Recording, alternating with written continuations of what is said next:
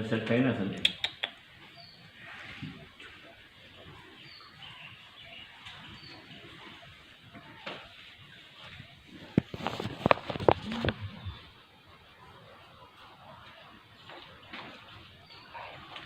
ठीक है,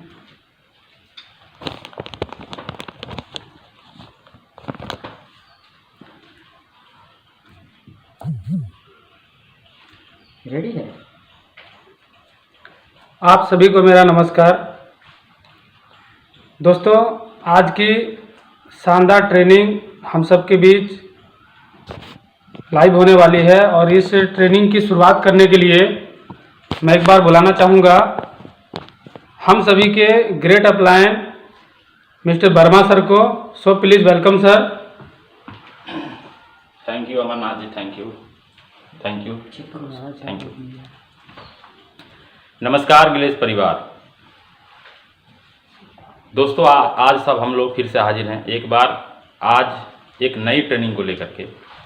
तो सबसे पहले दोस्तों, आज की ट्रेनिंग शुरू करने से पहले मैं एक बार आप सभी को बोलना चाहूँगा दोस्तों, गुड मॉर्निंग।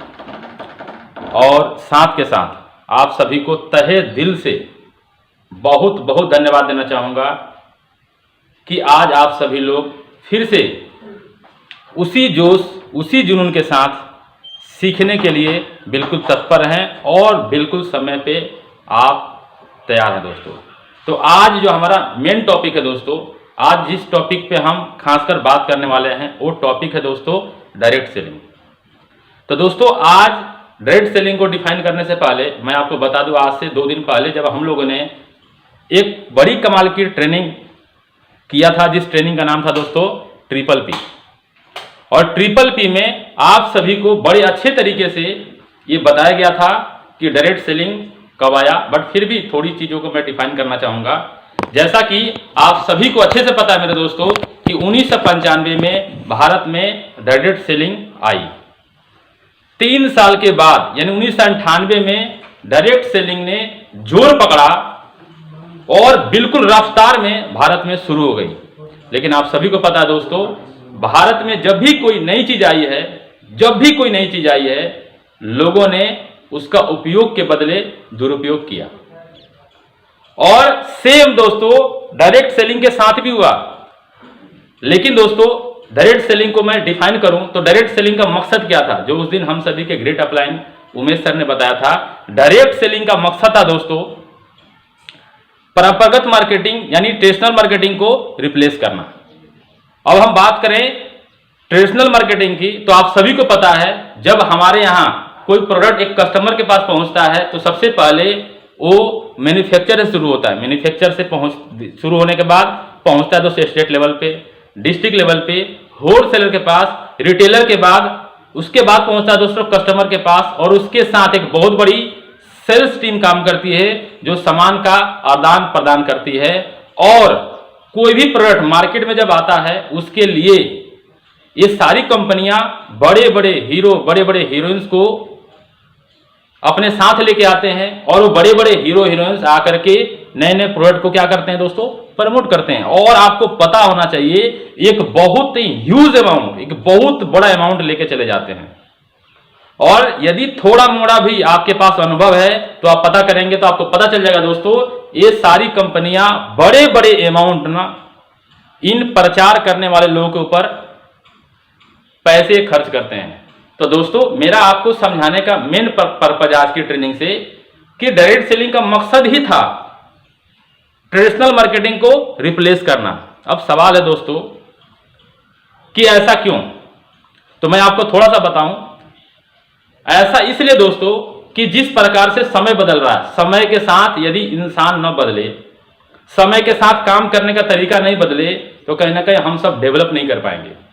और इसको समझाने के लिए सबसे पहले मैं एक छोटा सा उदाहरण आपसे लेना चाहता हूं और आपको बताना चाहता हूं दोस्तों कि आप सभी को ये पता होगा, आपने इतिहास में पढ़ा होगा दोस्तों कि हम सभी आदि मानव की संतान हैं। यानी ऐसे समझेंगे तो हम एक शब्द कहें कि हम उन्हीं की एक प्रजाति हैं या पहले इंसान आदि मानव हुआ करता था? मैं आपसे ये कहना चाह रहा हूं दोस्तों कि आदि मानव जब उनके पास समझदारी नहीं था, उतना नॉलेज नहीं था उनके पास, उस समय भी खेती होती थी। लेकिन दोस्तों उस समय खेती करने का अंदाज अलग था, तरीका अलग था। और मैं आपसे कहूं कि उस समय जो खेती होती थी दोस्तों, वो होती थी लकड़ी से। यानी वो लोग पेड़ की टहनी को तोड़ते थे और उसे अनाज को जमीन में डाल देते थे। थोड़ा समय बदला दोस्तों और पाषाण युग है। आप सबको अच्छे से पता होगा, पाषाण युग का मतलब पत्थर का आविष्कार हुआ। और इसी युग में आग का भी आविष्कार हुआ, क्योंकि आदि मानव खेलते खेलते दो पत्थर आपस में टकराए, पूरे जंगल में आग लग गया। लोगों को पता है इस प्रकार से आग लगता है। यानी पाषाण युग जब आया तो आग का आविष्कार हुआ। पाषाण युग जब आया, पत्थर के हथियार बनाए गए। पाषाण युग जब दोस्तों आया, उससे पहले लोग कच्चा मांस खाते थे। धीरे धीरे मांस को भूज के खाना शुरू कर दिए, खाना बना के खाना शुरू कर दिया, क्योंकि उनके पास ना एक बड़ी कमाल की पावर मिल गई, एक कमाल की नई चीज मिल गई, एक नया टेक्नोलॉजी मिल गया दोस्तों, और वो था दोस्तों आग। समय बदला, जो खेती पहले लकड़ी से होती थी, वही खेती पत्थर के बनाए हुए हथियार से होना शुरू हो गई दोस्तों। समय बदला और कई सालों के बाद, पाषाण युग के बाद लौह युग आया। आप सभी को पता होगा। और उस लौह युग में लोहे का आविष्कार हुआ और लोहे के बड़े सारे नुकीले हथियार बना करके लोगों ने शिकार करना या फिर लोगों ने खेती करना शुरू कर दिया। और उसी का एक बाद में बड़ा नया वर्जन निकल कर गया दोस्तों, जिसको हम बोलते थे हल। हल, और जिस हल की हम बात कर रहे हैं, पहले इंसान के, उन लोगों के पास इतना समझदारी नहीं होता था, तो उन्होंने हल को कहां रखा? सबसे पहले एक व्यक्ति ने अपने कंधे पर रखा। और इसका एक शानदार प्रूफ आपने देखा होगा, हमारे देश की एक बड़ी सुपर डुपर हिट मूवी थी दोस्तों, जिस मूवी का नाम था मदर इंडिया। और मदर इंडिया में आपने देखा होगा, नरगिस जी अपने कंधे पे हल रख के खेत की जुताई कर रही होती हैं। समय बदला दोस्तों, लोगों ने सोचा ये कब तक अपने कंधे पे रखेंगे, क्यों ना इसको किसी और के कंधे पे रखा जाए। जब किसी और पे कंधे पे रखने की बात आई, तो नॉलेज की कमी होने की वजह से लोगों ने सोचा कि सबसे तेज दौड़ने वाला जो हमारा पालतू जानवर है, वो है दोस्तों घोड़ा। लोगों ने सबसे पहले हल को घोड़े के ऊपर रखा, ये सोच के रखा कि जब हल को हम घोड़े के ऊपर रखेंगे तो हमारा खेती जल्दी हो जाएगा। लेकिन दोस्तों हुआ उल्टा, क्योंकि घोड़ा इतना तेज था कि वो हल को लेके दूर चला गया। लोगों को लगा जब इस क्षेत्र में, खेती वाले क्षेत्र में सबसे तेज दौड़ने वाला जानवर सक्सेसफुल नहीं है, तो लोगों ने सोचा जब सबसे तेज दौड़ने वाला सक्सेसफुल नहीं है, तो क्यों ना सबसे धीमे जानवर पे रखा जाए। तो आप सभी को पता होगा दोस्तों, सबसे धीमा जो चलते हैं पालतू पशुओं में, वो होते हैं भैंस या फिर बैल। इनके ऊपर हल रखा गया और कई साल छोड़िए दोस्तों, कई सदियां खत्म हो गई। इसी प्रकार से खेती होते रहा। और उस दिन सर ने ही बताया था, आज मैं फिर बता, एक नया टेक्नोलॉजी हमारे देश में आया और वो था दोस्तों ट्रैक्टर। अब मेरा सवाल आपसे यह है कि जो लकड़ी से खेती होता था, यानी लकड़ी से खेती होने के बाद जो अनाज पैदा होता था, या फिर वो पत्थर के हथियार से खेती होने के बाद जो अनाज पैदा हुआ, या लोहे के हथियार से जो अनाज पैदा हुआ, या आज जो ट्रैक्टर से अनाज पैदा होता है, आपको क्या लगता है दोस्तों, क्या उसका रंग बदल गया या उसकी साइज बदल गई? नहीं दोस्तों, बदला तो सिर्फ एक तरीका। मैं इसको और अच्छे से डिफाइन करने के लिए एक और बड़ा शानदार एग्जांपल लेना चाहूंगा दोस्तों। आज से पहले कि हम बात करें, काफी साल पहले की बात करें, जब हमें अपने दिल की बात किसी और के तक पहुंचानी होती थी, यानी अपने दिल की बात किसी अपने नजदीकी इंसान के पास, अपने परिवार में किसी सबसे करीबी फैमिली के पास पहुंचाना होता था, तो दोस्तों हम लोग किसका सहारा लेते थे? आज से काफी साल पहले की बात करें दोस्तों, उस वक्त ना कबूतर हुआ करते थे। और वो दोस्तों कबूतर लेटर को लेकर के वहां पहुंचाते थे, इस राज्य से उस राज्य में। कई तो कबूतर पे गाने बने हुए हैं बॉलीवुड में, कबूतर जा जा जा। तो मेरे दोस्तों, मैं आपको यह समझाना चाह रहा हूं, आप सब अच्छे से परिचित हैं, कबूतर ने कई सालों तक ऐसा काम किया, क्योंकि कबूतर को ऐसा जानवर माना गया कि सबसे बुद्धि में सबसे श्रेष्ठ है पक्षियों में। कबूतर कई बार ना उनसे मिस्टेक होना शुरू हो गया। लोगों ने क्या किया, फिर थोड़ा तरीका बदला, फिर दूत भेजे गए। एक व्यक्ति दूत बन के जाते थे और वो खड़ा होकर बोलते थे कि मैं इस राजा का संदेश लेकर के आऊं, आपके राजा को संदेश देना चाहता हूं। और एक ताम्रपत्र, पहले ताम्रपत्र होता था, फिर दूत आए, थोड़ा तरीका बदलते गया। उसके बाद क्या हुआ दोस्तों, आपको पता है, अंतरदेशीय आया, पोस्ट कार्ड आया, तार आया, उसके बाद एसटीडी बूथ्स आए, उसके मोबाइल फोन्स आए, और आज मेरे ख्याल से कितने सारे साधन हैं, कितने सारे साधन बन गए कि आज हम किसी से अपने दिल की बात लाइव कर सकते हैं। हम किसी से अपने दिल की बात से उसका चेहरा और अपना चेहरा दिखा के कर सकते हैं। इतने सारे सुविधाएं आई। मैं आपको फिर रिपीट करना चाह रहा हूं, क्या बदला? क्या पहले जब हम किसी से प्यार करते थे, उनको हम बोलते हम आपसे बहुत प्यार करते हैं, आई लव यू, क्या आज कोई नया वर्जन आ गया आई लव यू का? क्या बदला दोस्तों? सिर्फ बदला दोस्तों एक तरीका, एक तरीका। मैं आपको ये बातें क्यों समझाना चाह रहा हूं? ये बातें मैं आपको इसलिए समझाना चाह रहा हूं दोस्तों कि आप समझिए बढ़िया तरीके से। डायरेक्ट सेलिंग वही है दोस्तों, वही है, सिर्फ बदला है तरीका। आज से पहले की मैं बात करूं, आज से काफी साल पहले की बात करूं, सदियों पहले की बात करूं, तो आपको पता होना चाहिए दोस्तों, हमारे देश में ना हाट लगते थे। हाट देहाती भाषा है, हाट का मतलब ना सप्ताह में एक दिन बड़ा भयंकर बाजार लगता था, और वहां पे लोग आते थे और एक एक हफ्ते का राशन लेके घर में रख लेते थे। फिर दोस्तों क्या हुआ, जब हाट लगना शुरू हुआ, उसके बाद क्या हुआ दोस्तों, आप ध्यान से समझिएगा। उसके बाद दोस्तों क्या हुआ ना, कि उससे पहले की बात करें, हाट से लगने से पहले की बात करें दोस्तों, तो उस समय क्या था, चीजें आदान प्रदान होती थी। जैसे मेरे पास गेहूं है, आपके पास दूध है, मैंने आपको गेहूं दिया, आपने मेरे को क्या दिया, दूध दिया। मेरे को मिट्टी का बर्तन चाहिए, मैंने आपसे मिट्टी का बर्तन लिया, हमने आपको चावल दिया। उसके बाद हाट लगना शुरू हो गया। उसके बाद दोस्तों दुकानें लगी, उसके बाद दुकानें लगी। जब दुकानें लगना शुरू हुई, आप देखिए ध्यान से, उसके बाद क्या नया टेक्नोलॉजी आया, एक नया तरीका आया, और वो तरीका था दोस्तों, दुकानों को मॉल में तब्दील कर दिया गया। दुकानें तो रही, लेकिन उसी में कई दुकानों के बदले बड़े बड़े मॉल्स खोले गए, जहां पे लोग जाते थे 100, 150, 500 की भीड़ की मात्रा में। लोगों के पास ऑप्शन होते थे बड़े सारे प्रोडक्ट देखने के, लोग देखते थे और अपने मन पसंदीदा प्रोडक्ट को लेकर के घर जाते थे। आप ध्यान से देखिए, तरीका बदल गया दोस्तों, थोड़ा और तरीका बदला, मैं आपको समझाना चाह रहा हूं। अब तरीका क्या बदला दोस्तों, मॉल्स तो है ही, दुकानें भी हैं, आज भी हाट लगते हैं, सब कुछ होता है, लेकिन आप देखिए जो पहले वाली चीजें थी वो धीरे धीरे कम हो गई।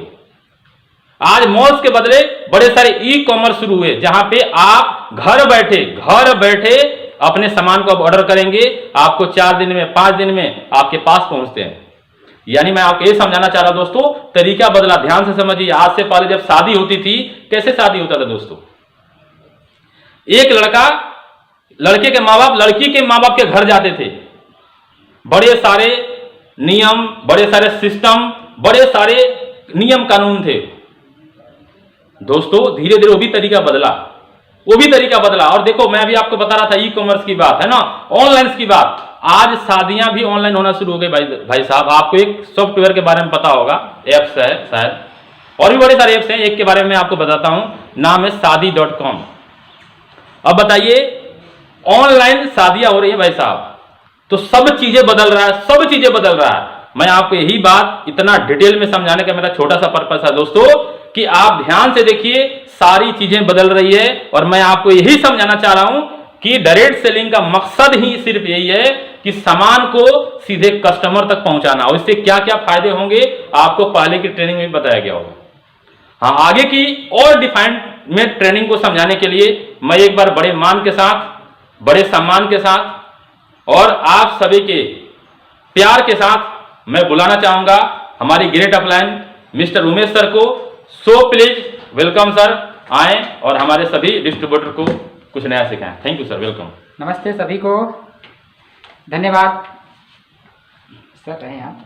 तो जैसा कि सर ने आपको डायरेक्ट सेलिंग के बारे में बड़े शानदार तरीके से बताया, मैं थोड़ा सा इसी में एक चीज़ और ऐड कर देता हूँ। मुझे बचपन के वो दिन याद हैं जब हम लोग किसी के शादी में ना, अभी शादी वाली बात हो रही थी तो मुझे ये वाली बात याद आ गई। पहले किसी के शादी में अगर हमें बारात में जाना होता था ना, बारात में, तो हम लोग बैलगाड़ी पे जाया करते थे। और वो भी क्या दिन था, बैलगाड़ी पे जाना मतलब अपने शान की बात होती थी जी। लगता था हम बैलगाड़ी पे गए, क्यों? क्योंकि उस समय बारात पैदल जाया करती थी, बैलगाड़ी भी बहुत कम था। तो मेरे भाई, हम ना बैलगाड़ी पे गए थे और मेरे लिए बड़ी शान की बात थी। लेकिन 4-5 साल नहीं बदला, एक जमाना आया लोग हमारे यहाँ स्कॉर्पियो आने लगा, बोलेरो आने लगा, तो लोग 4 व्हीलर पे जाने लगे। आज किसी की शादी में अगर आप बैलगाड़ी पे बैठ के चले जाएं तो क्या लगता है, लोग आपको मतलब देख के कैसा फील करेंगे? लोग आपको देख के ये फील करेंगे कि आप अभी भी अपनी जिंदगी में 20 साल पीछे हैं। भैया 20 साल पीछे हैं। आज बैलगाड़ी में चढ़ना शान की बात नहीं है। आज बैलगाड़ी पे बैठना अपने पिछड़ेपन की पहचान है।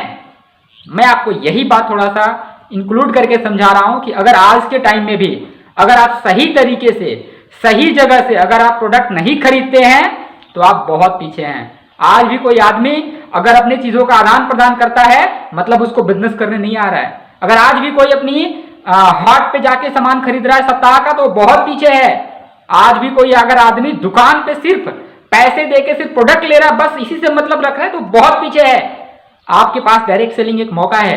आप डायरेक्ट सेलिंग कंपनी से प्रोडक्ट लें और आपके पास मौका है कि पैसे के बदले तो प्रोडक्ट मिलेंगे ही, साथ के साथ बड़े सारे ऑफर्स मिलेंगे, साथ के साथ आपको एक खूबसूरत बिजनेस मिलेगा जहां पे आप बहुत सारा पैसा कमा सकते हैं। आज पैसे कमाने के लिए लोग दिल्ली, मुंबई, पंजाब, हरियाणा जैसे शहरों में जाते हैं। क्यों? क्योंकि उनके पास ऑप्शन नहीं है पैसे कमाने का।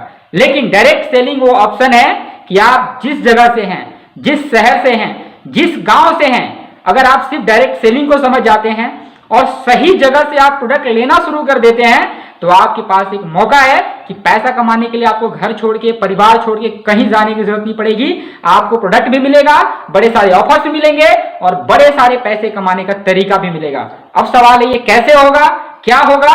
तो अगर आप के बगल में कोई अपना हमारा गेलवे का डिस्ट्रीब्यूटर होगा, कोई सीनियर लीडर होगा, आप उससे संपर्क कर सकते हैं। वो बाकी चीजें आपको बड़े अच्छे तरीके से एक्सप्लेन कर देगा कि जो आपकी घर की जरूरत की जो भी सामान है, चाहे आपके घर में साबुन लगता हो, शैम्पू लगता हो, टूथपेस्ट लगता हो, तेल लगता हो, क्रीम लगता हो, मसाला लगता हो, body wash, body lotion, hair oil, ETC, लगभग अभी हमारे पास 150 से 200 प्रोडक्ट है।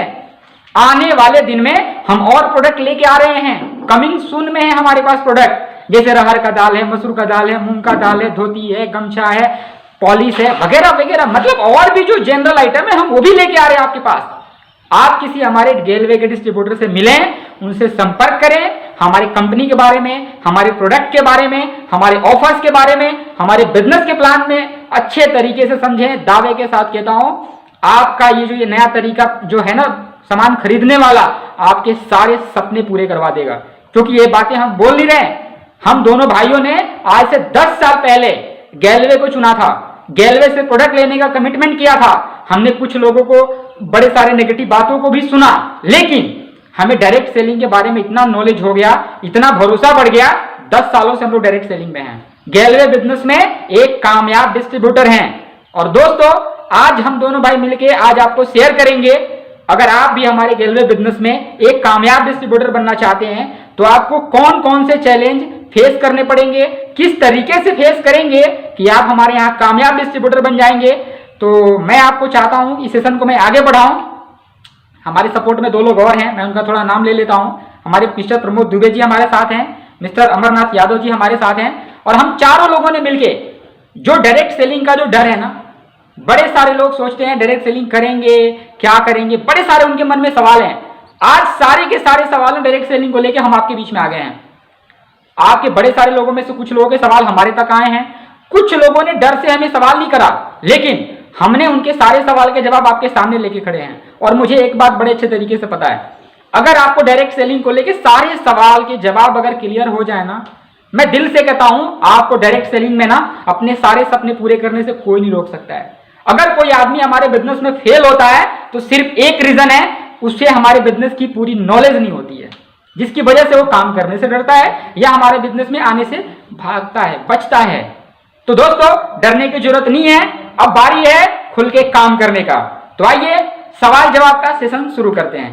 चलिए मिस्टर वर्मा सर, मैं आपसे रिक्वेस्ट करूंगा आप सवाल शुरू करें। Thank you sir. सबसे पहले तो बहुत बहुत धन्यवाद। सवाल हमारे कुछ डिस्ट्रीब्यूटर्स का ही है। सवाल सिंपल सा है सर। सबसे पहला सवाल कि डायरेक्ट सेलिंग में क्या सब लोग कामयाब हो सकते हैं? बहुत बढ़िया सवाल है आपका। ये भैया ने बिल्कुल सही कहा। ये बड़े सारे डिस्ट्रीब्यूटर्स भी ऐसा सोचते हैं कि डायरेक्ट सेलिंग में क्या सभी के सभी, मान लीजिए आपने जिस तरीके से बोला हमने अपना दुकान चेंज कर दिया, क्या हम सब कामयाब हो जाएंगे? मैं इसी सवाल पे 2-4 सवाल मैं आपको थोड़ा सा दूंगा, फिर मैं आपको जवाब मैं ही खुद बताऊंगा। अच्छा, आप किसी बच्चे का किसी स्कूल में एडमिशन कराने जाते हैं तो उस हेडमास्टर से आप ये पूछते हैं कि मैंने अपने बच्चे को ना आपके स्कूल में एडमिशन करा रहा हूँ, ये पक्का गारंटी है ना ये पास हो जाएगा? बिल्कुल नहीं सर। नहीं पूछते। क्यों नहीं पूछते? क्योंकि उस समय दिमाग में बात नहीं होती, उस समय ये दिमाग में होता है कि बच्चा यदि अच्छे से पढ़ेगा तो जरूर पास होगा। मैं भी आपको यही बात समझाने वाला हूँ। अगर डायरेक्ट सेलिंग बिजनेस में कोई भी आता है, अगर अच्छे से हमारी ट्रेनिंग को सीखता है, अच्छे तरीके से सारी की सारी नॉलेज लेता है, उसे कामयाब होने से कोई नहीं रोक सकता है। एक और बात मैं आपको बताता हूँ, आप किसी डॉक्टर के पास जाते हैं तो क्या लगता है डॉक्टर को फीस देने से पहले पूछते हैं मेरा पेशेंट ठीक हो जाएगा कि नहीं हो जाएगा? नहीं, आप उस पर भरोसा करते हैं। क्यों भरोसा करते हैं? क्योंकि आपको उस डॉक्टर के बारे में पूरी नॉलेज होती है। अगर वही नॉलेज आपको हमारे बिजनेस के बारे में हो जाए तो आप हमसे ये सवाल ही नहीं करेंगे। लेकिन अगर आप ये सवाल कर रहे हैं, इसका मतलब है कि आपके पास हमारे बिजनेस का नॉलेज नहीं है। ऐसे बड़े सारे एग्जाम्पल्स हैं। आप अपने बच्चे को किसी अच्छे इंस्टीट्यूट में पढ़ने के लिए भेजते हैं जहां पे लिखा हुआ रहता है 98% सिलेक्शन के चांसेस। क्या ये सच है? क्या वो कोचिंग सेंटर आपको लिख के देता है कि जो हमारे कोचिंग में पढ़ेंगे वो 98% सक्सेस हो जाएंगे? नहीं, ऐसा नहीं है। बच्चे को भी पता है कि सिर्फ एडमिशन लेने से हमें 98% सक्सेस होने के चांस नहीं है। एडमिशन लेने के बाद हमें क्या करना होता है? पढ़ना पड़ता है, तैयारी करना पड़ता है, मेहनत करना पड़ता है। अगर आप सब भी हमारे बिजनेस में कामयाब होना चाहते हैं तो आप सबके लिए साधारण सा जवाब है, आपको हमारे सिर्फ बिजनेस में आने से हम आपको कामयाब नहीं कर सकते। आप हमारे बिजनेस में आते हैं, हमारे बिजनेस में बड़ी सारी ट्रेनिंग क्लास है, जैसा कि आप सबको पता होगा। साइकोलॉजी है, SBP है, हाउ टू अप्रोच है, प्रोटेक्ट योर मैसेज है, SO है, लॉ ऑफ एवरेज है, ऐसी बड़ी सारी ट्रेनिंग क्लास है। अगर आप कंपनी की सारी ट्रेनिंग क्लास अगर हमारी लेते हैं ना, तो मैं आपको दावे के साथ कहता हूं आपको कामयाब होने से कोई नहीं रोक सकता है। ठीक है भैया? बिल्कुल सही बात है सर। यदि सही बात है कि दिल से यदि हम पहले सीखें, और हमारे पास तो सिखाने के लिए एक से एक बेहतरीन गुरु, एक से एक बड़े टीचर हैं, और ऐसे ऐसे टीचर हैं जिससे बड़े सारे दूसरे नेटवर्कर सीखते हैं। यदि सिर्फ हम लोग सीख के करें और जो सर बता रहे हैं, यदि हम सीखें और जब सीख के हमारे अंदर भरोसा आएगा और यहाँ पे सपोर्ट करने के लिए एक नहीं अनेकों अप्लायंस है, यदि उनके साथ हम मिलकर करें तो सही बोला सर आपने, यहाँ पे हो ही नहीं सकता है कोई व्यक्ति ना कामयाब हो जाए। हर व्यक्ति जरूर कामयाब होगा। ठीक है सर, बहुत बढ़िया। नेक्स्ट सवाल सर आपका कोई है? दूसरा सवाल है सर मेरा, मैं क्वेश्चन हाथ में ले लेता हूँ एक बार। दूसरा सवाल है सर, बड़े सारे लोग का जो मन में बात होता है ना, या बड़े सारे लोग की एक कहावत है या सुनी सुनी बातें हैं कि डायरेक्ट सेलिंग में ना सिर्फ सपना दिखाया जाता है। बिल्कुल सही बात है। मैं आपसे ये सवाल थोड़ा सा फिर मैं आपकी तरफ ही लेके जाऊंगा, क्योंकि मुझे पता है सभी लोगों के पास अपने सवाल के जवाब होते हैं, लेकिन सच्चाई क्या है? दिखता नहीं है। अच्छा, मैं आप ही से पूछता हूं, क्या आपके घर में ऐसा कोई प्रोडक्ट यूज होता है, इस्तेमाल होता है, जिस कंपनी ने आपको कोई सपना नहीं दिखाया? जैसे एग्जाम्पल के तौर पे बात करें, आपके घर में साबुन कौन सा इस्तेमाल होता है? किसी हीरोइन ने आके आपको सपना दिखाया होगा कि आप ये साबुन लगाएं और आप खूबसूरत बन जाएंगे, शायद वो साबुन आपके घर में इस्तेमाल होता है। आपके घर में शैम्पू कौन सा इस्तेमाल होता है? किसी कंपनी ने, किसी हीरो ने, हीरोइन ने से प्रचार करवाया होगा कि ये शैम्पू लगाएं और आपके बाल ना एकदम रेशेदार की तरह बिल्कुल मुलायम और सॉफ्ट हो जाएंगे, झड़ना बंद हो जाएगा। आपको भी पता है कि वो साबुन लगाने से आप कितने खूबसूरत हो गए होंगे, वो शैम्पू लगाने से आपके बाल कितने खूबसूरत हो गए होंगे। और ऐसे सिर्फ बाल, शैम्पू और सिर्फ साबुन की बात नहीं है, आपके घर में जितने प्रोडक्ट इस्तेमाल होते हैं, मैं दावे के साथ कह सकता हूं किसी न किसी कंपनी ने आपको सपना दिखाया है, और मुझे पता है वो आपका सपना वहां से पूरा नहीं होता, फिर भी आप वहां से प्रोडक्ट लेते हैं। हाँ, आपका कहना होगा मेरे को क्या मतलब, वो सपना दिखाते हैं, मैं देखता थोड़ी ना हूं, मैं तो अपनी सिर्फ जरूरत का प्रोडक्ट ले लेता हूं। लेकिन मैं आपको वही बात कह रहा हूं, अगर आप सिर्फ ग्लेड से अपनी जरूरत का भी प्रोडक्ट ले लेंगे ना, तो हम आपको सिर्फ सपना दिखाएंगे नहीं। अगर हमारे बिजनेस में आप ईमानदारी से काम करने का सोच लें, ट्रेनिंग लेना शुरू कर दें, हम आपके सारे सपने पूरे भी करवाएंगे। एग्जाम्पल्स हैं, हम लोग 10 साल पहले हमें अपलाइन ने भी कभी सपना दिखाया था, हमने उस सपने पे भरोसा किया और आज हमारे सारे सपने पूरे हो रहे हैं। ठीक है मेरे भाई? सही बात है सर। मुझे लगता है इसमें एक और बात, बड़ी अच्छी बात है कि लोग तो बोलते हैं कि डायरेक्ट सेलिंग में लोग सपना दिखाते हैं। सच्चाई ये है कि जो सपना आप बचपन से देखते आते हैं, क्योंकि जब एक बच्चे से पूछा जाता है क्या बनना है तो बोलता है डॉक्टर बनना है, इंजीनियर बनना है, वकील बनना है, टीचर बनना है। लेकिन जैसे जैसे वो इंसान बड़ा होता है, यानी वो बच्चा बड़ा होता है, उसका माहौल बदल जाता है और वो बच्चा धीरे धीरे अपने सारे सपने भूल जाता है। जब उसके कई साल बाद उसे पूछा जाता आपको क्या बनना है, तो बोलता है कि मुझे 15,000 की नौकरी मिल जाए वही काफी है। वो थोड़ा सा और आगे बढ़ता है, लगता है उसे 15,000 की नौकरी भी नहीं मिलेगी, तो लगता है 5,000 भी कमा लेंगे तो बहुत बढ़िया है। यानी मेरे को तो ये लगता है सर कि डायरेक्ट सेलिंग एक ऐसा माध्यम है कि जो सपना हम माहौल की वजह से या घर की स्थिति को देख के भूल गए थे, ये डायरेक्ट सेलिंग ना दोबारा हमें वो सपना याद दिलाता है और हमें लगता है नहीं यार तू बन सकता है, तू वो कर सकता है, जो तू सोचा था ना उससे कई गुना तू बड़ा कर सकता है। मेरे को लगता है ना सर कि इसका सबसे बड़ा श्रेय ये डायरेक्ट सेलिंग को जाना चाहिए, क्योंकि ये भूले हुए ताकत को याद दिलाता है। मेरा मानना है सर। सही बात है सर, सही बात है। आपने इसको ऐड करके ना मतलब इससे क्या बोलो, इस जवाब पे आपने 4 चांद लगा दिया। आप सबको भी अपने बचपन के दिन याद होंगे भाई, जब आप किसी छत पे सोते थे, किसी खटिए पे चारपाई पे सोते थे ना, जब आसमान से हवाई जहाज निकलता होगा ना तो सोचते होंगे काश एक दिन मैं उस पर बैठ पाता। दोस्तों ऐसे भी कभी हमारे भी सपने हुआ करते थे, लेकिन इस बिजनेस की वजह से सारे सपने पूरे होंगे, हुए हैं। चाहे कार की बात हो, चाहे शानदार घर की बात हो, चाहे हवाई सफर की बात हो। सही बोला भैया आपने, बिल्कुल सही। हम सिर्फ सपने दिखाते ही नहीं, पूरे भी करवाते हैं। चलिए भैया नेक्स्ट सवाल की तरफ चलते हैं हम लोग। तीसरा सवाल है सर, और ये ना बड़ा पॉपुलर सवाल है। फील्ड की बात करें या एक एक व्यक्ति की बात करें, बड़ा पॉपुलर सवाल है कि डायरेक्ट सेलिंग में ना लोग क्या करते हैं, फंसाते हैं, जोड़ देते हैं। पता नहीं आप कहां से सवाल लेके आ रहे हैं, खैर कोई बात नहीं, मैं आपको थोड़ी सी इस बात को एक्सप्लेन कर देता हूं। आपने जो ये वाला शब्द बोला ना, डायरेक्ट सेलिंग में लोग एक दूसरे को लेके फंसा देते हैं, लोगों को जोड़ देते हैं, मैं थोड़ी सी फंसाने वाली बात आपसे मैं आप ही के लेवल पे कर लेता हूं। ये वाली बात पता है कौन लोग बोलते हैं, जो खुद किसी न किसी काम में फंसे हुए हैं। जैसे एग्जाम्पल के तौर पे बात करें, एक आदमी बहुत मेहनत करके खेती करता है, उसके सारे सपने पूरे नहीं हो पाते, उसके सारे सपने पूरे नहीं हो पाते खेती करने से। उसके बच्चे अच्छे स्कूल में नहीं पढ़ते, उसके पास कार नहीं है, शानदार घर नहीं है, और लाइफ अपने बुढ़ापे के लिए कोई बहुत बड़ा सहारा भी नहीं है। उसके बावजूद वो आदमी खेती करता है। अच्छा रियल में बताओ कि सच में वो किसान फंसा हुआ है कि नहीं फंसा हुआ है? सच में फंसा हुआ है, लेकिन वो हैं कि तुम फंसाते हो। और बड़ी दुख की बात तो ये होती है कि जो लोग खुद फंसे हुए हैं, जिनके जिस काम से सपने पूरे नहीं होते, वो अपने बच्चों को भी उसी काम में रखते हैं कि बेटा मैं खेती कर रहा हूं, तू भी खेती कर। जैसे एक दुकानदार है, उसने दुकान चलाया, बड़े सालों से चला रहा है, हालांकि उसको पता है कि इस दुकान से मेरे सारे सपने पूरे हो नहीं रहे, मेरी सारी जरूरत पूरी नहीं हो रही है, मेरे बच्चे अच्छे स्कूल में नहीं पढ़ते, मेरे पास अच्छा बैंक बैलेंस नहीं है, मेरे पास बड़ा घर नहीं है, अच्छी गाड़ी नहीं है, बावजूद वो दुकान चला रहा है। और तो और वो अपने बच्चों को भी यही बोलता है बेटा कुछ ना हो तो दुकान खोल लेना। एक बात बताओ, वो नहीं फंसा रहे हैं?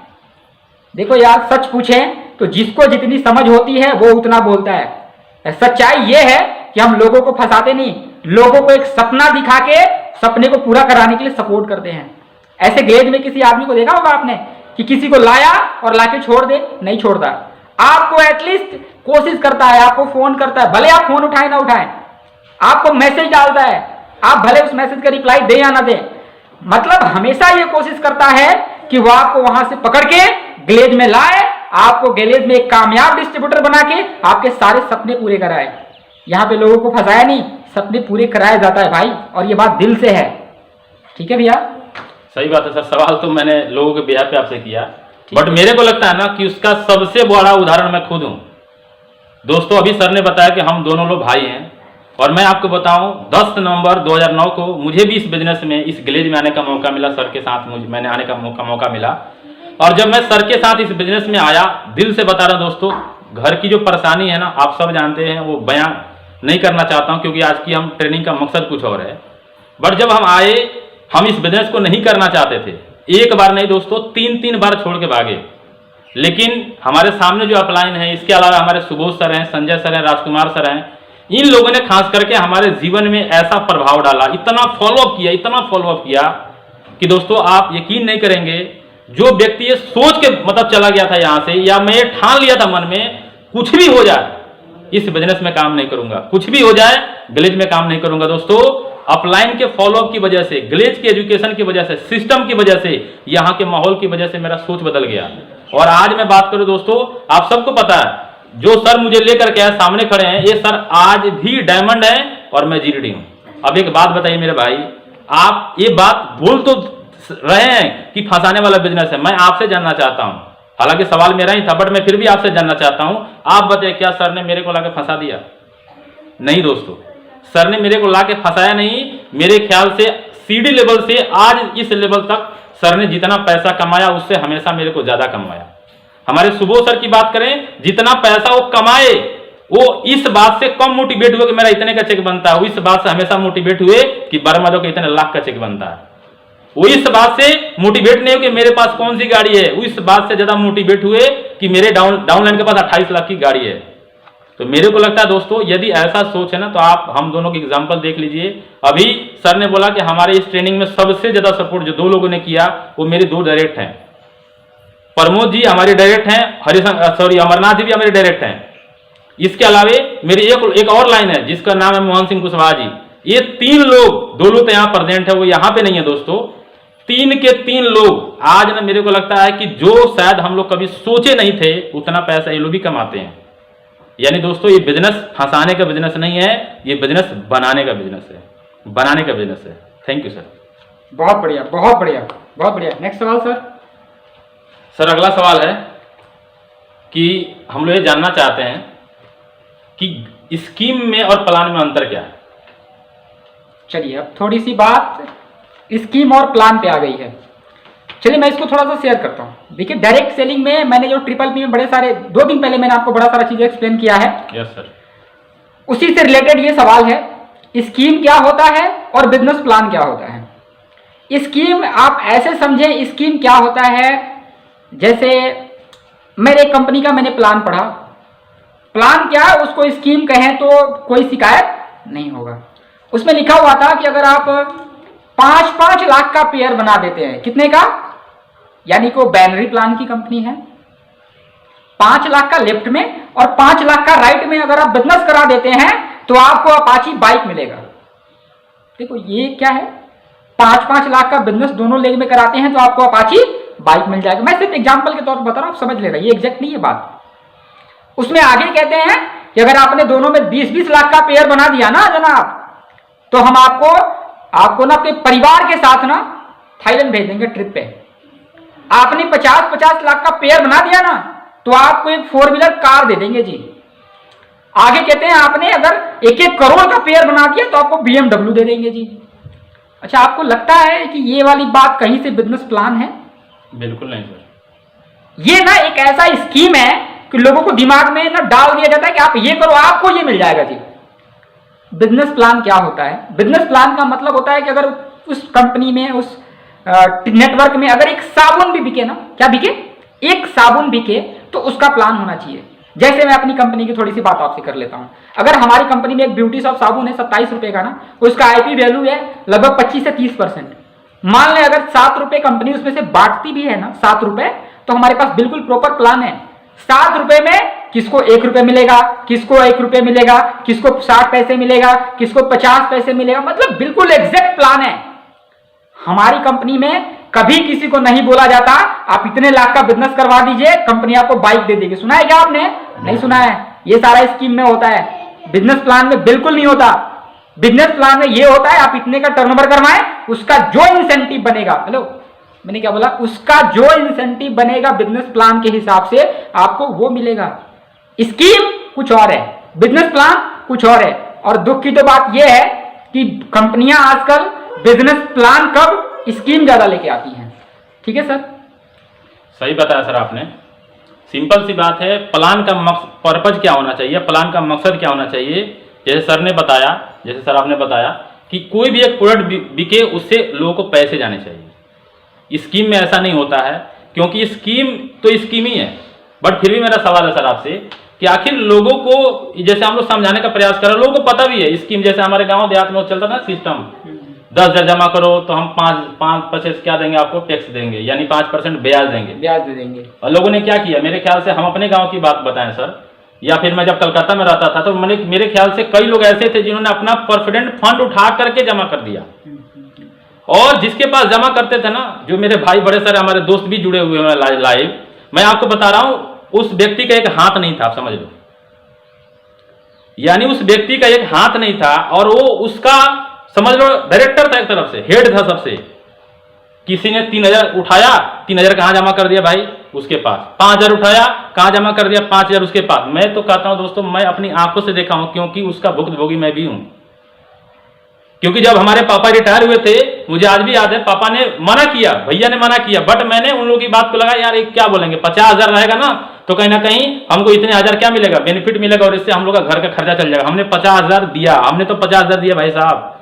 मैं कई ऐसे लोगों को जानता हूं कि जिन्होंने 5-5 लाख प्रोविडेंट फंड उठाकर दे दिया और वह हाथ कटा हुआ व्यक्ति चला गया। आप विश्वास नहीं करेंगे उस एरिया का क्या माहौल था। लोग मरने के लिए तैयार थे, क्योंकि अपने लोगों ने अपने पूरे जीवन की कमाई उनको दे दी। क्या था दोस्तों, मैं वही समझाना सर चाह रहे थे, वो स्कीम था। बट मेरा सवाल आपसे है सर दोबारा, कि आखिर लोगों को सब पता होता है कि ऐसा है वैसा है, लेकिन लोगों को फिर भी स्कीम ही क्यों पसंद आता है? सच बात है, स्कीम लोगों को नहीं, सबको पसंद आता है। देखो स्कीम में ना ज्यादा आपको मेहनत नहीं करना होता है। सबसे पहली चीज जो क्या है, स्कीम के लिए आपको ज्यादा मेहनत करने की जरूरत नहीं है, किसी को प्लानिंग करने की जरूरत नहीं है, किसी को ट्रेनिंग देने की जरूरत नहीं है, अपने आप को ट्रेनिंग लेने की जरूरत नहीं है। एक विजन है, 1 लाख का बिजनेस करना है, क्या मिल जाएगा? बाइक मिल जाएगा जी। अब एक छोटा सा एग्जांपल मैं आप ही से कहता हूं, अगर आपको सिर्फ पता चल जाए कि 1 लाख रुपए सिर्फ कंपनी को वसूल के दे देना है, कंपनी मेरे को बाइक दे देगी, तो आप कौन कौन सा हथियार अपनाएंगे? मैं कहता हूं साम दाम दंड भेद कुछ भी करेंगे, मतलब कुछ भी करेंगे। आप 1 लाख कंपनी को कहीं से भी किसी को भी उल्टा पुल्टा कुछ भी समझा के आप लाके दे देंगे और अपनी बाइक आप अचीव कर लेंगे। देखो स्कीम को हासिल करने के लिए ना आपको ज्यादा मेहनत करने की जरूरत नहीं होती है। ऐसे होता है, ऐसे लोगों को सिर्फ बेवकूफ बनाना होता है, कुछ ज्यादा अच्छे तरीके से समझाना नहीं होता। पैसा आराम से निकल जाता है और लाके ले ले अपना स्कीम में, आप अपना बाइक ले ले। ये इसलिए सबको प्यारा होता है क्योंकि इसमें मेहनत ही नहीं करना पड़ता है। अगर आप किसी सही बिजनेस प्लान में काम करते तो आपको मेहनत करना पड़ेगा, ट्रेनिंग लेना पड़ेगा, लोगों को सही तरीके से प्लान समझाना पड़ेगा, अपने प्रोडक्ट के बारे में बताना पड़ेगा, आपको ट्रेनिंग लेना पड़ेगा, लोगों को ट्रेनिंग देना पड़ेगा। और लोग लगता है इतना तामझाम कौन करेगा यार, कौन ट्रेनिंग लेगा, कौन सोदा प्लान देगा, कौन हाउ टू अप्रोच देगा। उससे अच्छा है सीधा सीधा बात करते हैं, कितना पैसा लेके आएंगे तो क्या मिल जाएगा। भैया ये गलत है, ये गलत है। इस तरीके से अगर आप स्कीम में कुछ देर तक कामयाब हो भी जाएं, अपनी कामयाबी को आप वहां रख नहीं पाएंगे। ठीक है मेरे भाई, स्कीम और बिजनेस प्लान में यही अंतर होता है, वहां मेहनत करना होता है, यहां मेहनत नहीं करना जी। ठीक है मेरे भाई। सर बहुत अच्छी बात है सर, अभी आपने बताया कि स्कीम, सही बात है कि जो मेहनत नहीं करना चाहते हैं। और ये बात से मुझे एक बात याद आ गया कि हमारी अप्लायंस, जब से हम लोग विलेज में जुड़े, एक बात हमेशा सिखाते थे, किताब पढ़िए, किताब पढ़िए। हमें लगता था ना किताब क्यों पढ़ना है, अरे सीढ़ी से पीढ़ी बनना है, जब लोगों को ही लाना है, प्रोडक्ट ही बेचना, किताब क्यों पढ़ना है भाई, किताब क्यों पढ़ना है। अपलाइन ये भी सिखाए अपने हेल्थ के लिए कि भाई रोज सुबह उठो, क्या करो, व्यायाम करो। हमें लगता है व्यायाम क्यों करना है यार। हमारे अपलायंस ने सिखाया कि भाई जो भी ट्रेनिंग है रोज सुनो, रोज लोगों से बात करो, रोज नए लिस्ट में नए लोगों को शामिल करो। यानी अपलायंस ने आज तक मेरे को जितने तरीका बताया उसमें सबसे इंपॉर्टेंट था हमारा मेहनत। और जिन लोगों ने वो मेहनत किया, आज इस कंपनी में लोगों के पास 35-35 लाख का इंसेंटिव है, 35-35 लाख का। तो हमें लगता है ना कि सर सही बता रहे हैं आप कि नहीं, वो स्कीम मेरे को लगता है शॉर्टकट फार्मूला, शॉर्टकट है। लगता है यार शॉर्टकट में कुछ भी कर लो। लेकिन आप सबको पता है दोस्तों, परसों के ट्रेनिंग में सर एक एग्जांपल दे रहे थे कि माता सीता को हर लिया गया सोने का हिरन दिखा करके। मेरे दोस्तों ऐसे शॉर्टकट चक्कर से यदि हम बच जाएंगे ना, तो हमें लगता है थोड़ा सा मेहनत करना पड़ेगा। और हमारा देश मेहनती लोगों का देश है भाई साहब, हमारा देश मेहनती लोगों का देश है।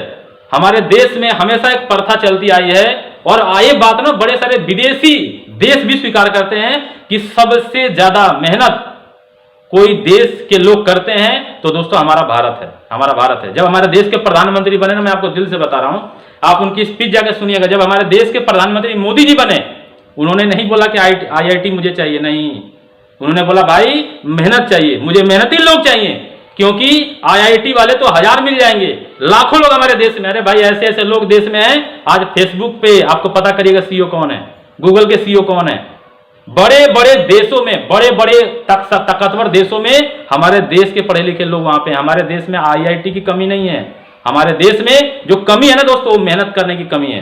लोग हाथ पे हाथ रख के बैठे रहते हैं कि कोई ऐसा चीज आएगा और हमारा जॉब लग जाएगा। भाई मेहनत करने वाले होंगे ना भाई साहब, हम रोड पे कोई दुकान लगा करके ना लाखों रुपया कमा सकते हैं, और लोग कमाते हैं। आप देखिए, डिग्री लेने से इंसान कामयाब नहीं होता है। माफ करिएगा, मैं भी डिग्री लिया हूं, सर ने भी, लेकिन डिग्री लेने के साथ आपको मेहनत भी करना चाहिए। आप सचिन तेंदुलकर, विनोद कांबली के देख लो, आपको समझ में आ जाएगा।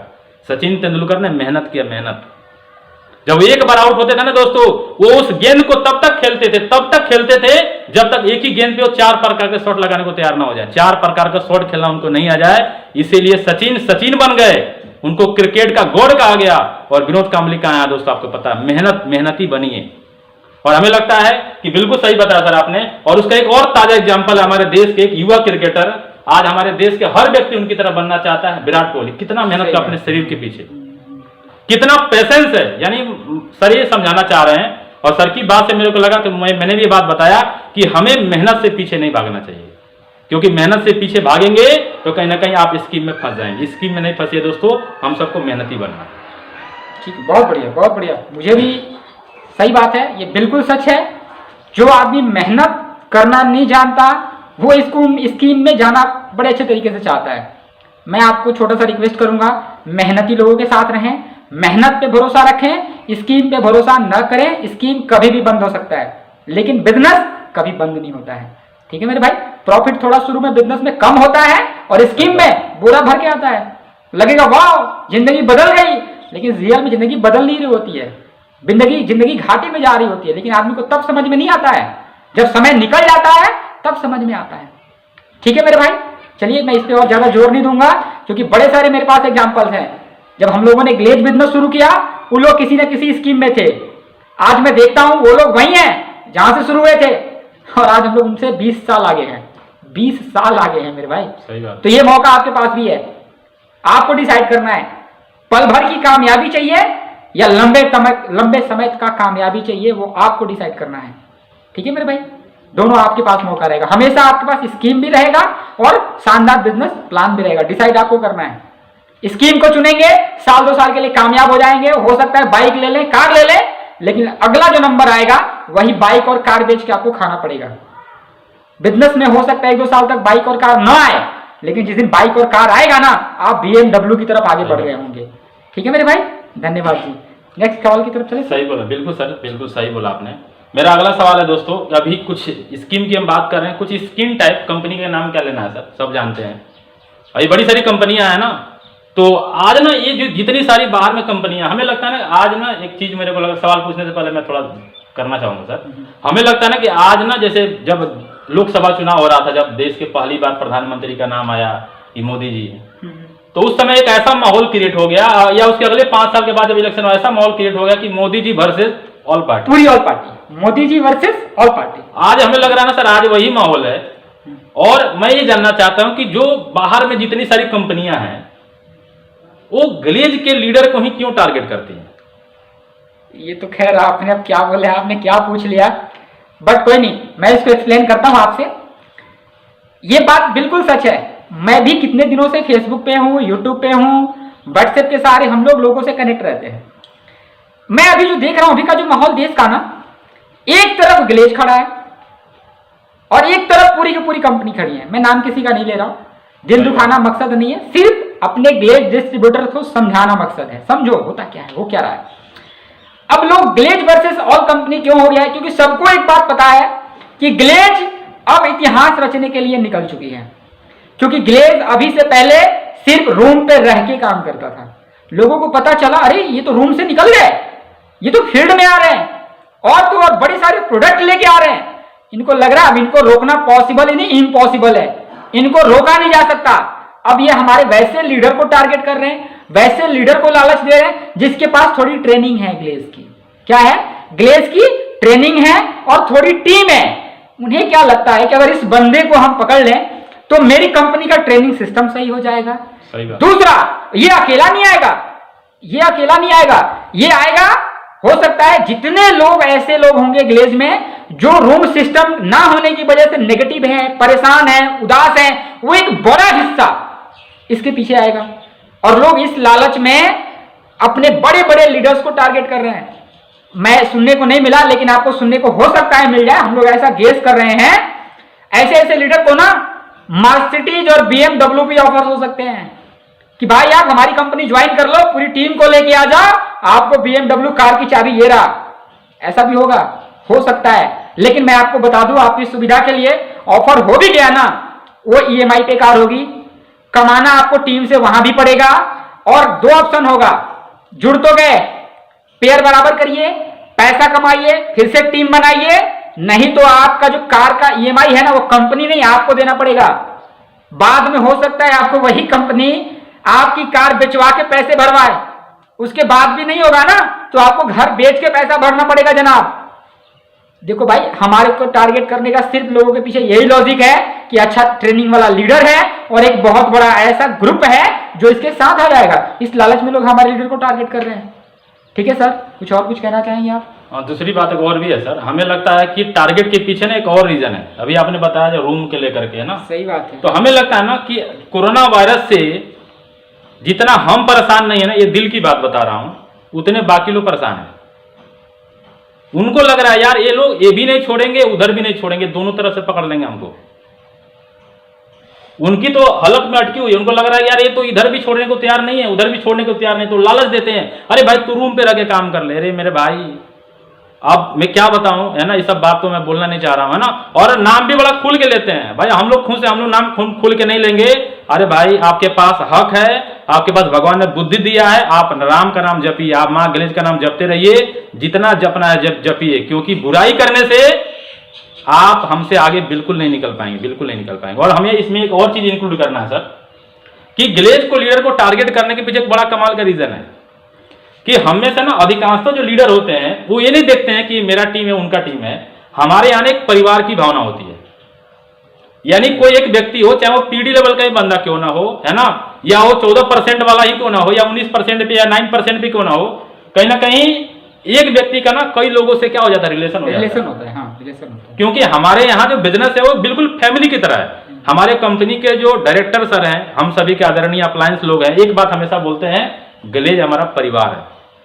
और ये बात ना हर एक डिस्ट्रीब्यूटर के दिमाग में बैठा, ग्लेज हमारा परिवार है। और इसकी वजह से एक नए व्यक्ति के पास भी ना बड़े सालों का नंबर हो जाता है, सर्किल होता है। सही बात है। तो इन्हें लगता है कि ये मौका है फायदा उठाने का, लेकिन इनको नहीं पता है, इनको नहीं पता है जिसको आप छेड़ रहे हो ना, वो आपके साथ खेलने वाला है। इन लोगों को लगता है कि हम बहुत बड़ा काम कर लिए हैं, लेकिन मैं आपको ये समझाना चाह रहा हूं दोस्तों, और सर भी ये बात समझाना चाह रहे थे कि ऐसे चीजों से ना बचने का प्रयास करिए। और मैं ये बात उन कंपनियों को भी कहना चाह रहा हूं, ये ग्लेज के लीडर है भाई साहब, बच के रहना, अन्यथा आपके साथ भी वो धमाका करने वाले हैं। तो मेरे दोस्तों, मैं अगली बात इसमें मुझे और एक चीज करना है सर आपसे, कि हमारे ग्लेज ने आज तक कभी नहीं सिखाया, ग्लेज के किसी अपलाइन ने, मतलब टॉप लेवल की बात तो छोड़ देते हैं सर, हमको लगता है किसी RD ने या फिर किसी 30% के व्यक्ति ने या किसी रॉयल प्रेसिडेंट ने या मास्टर ने, सही बात है, यहां तक कि कोई व्यक्ति 19% में भी होगा, या हम लोग अपनी बात करें, ऊपर की तो बात ही नहीं है, क्योंकि ऊपर के जो लोगों का सोच है ना भाई साहब, मतलब कोई डाउट ही नहीं है।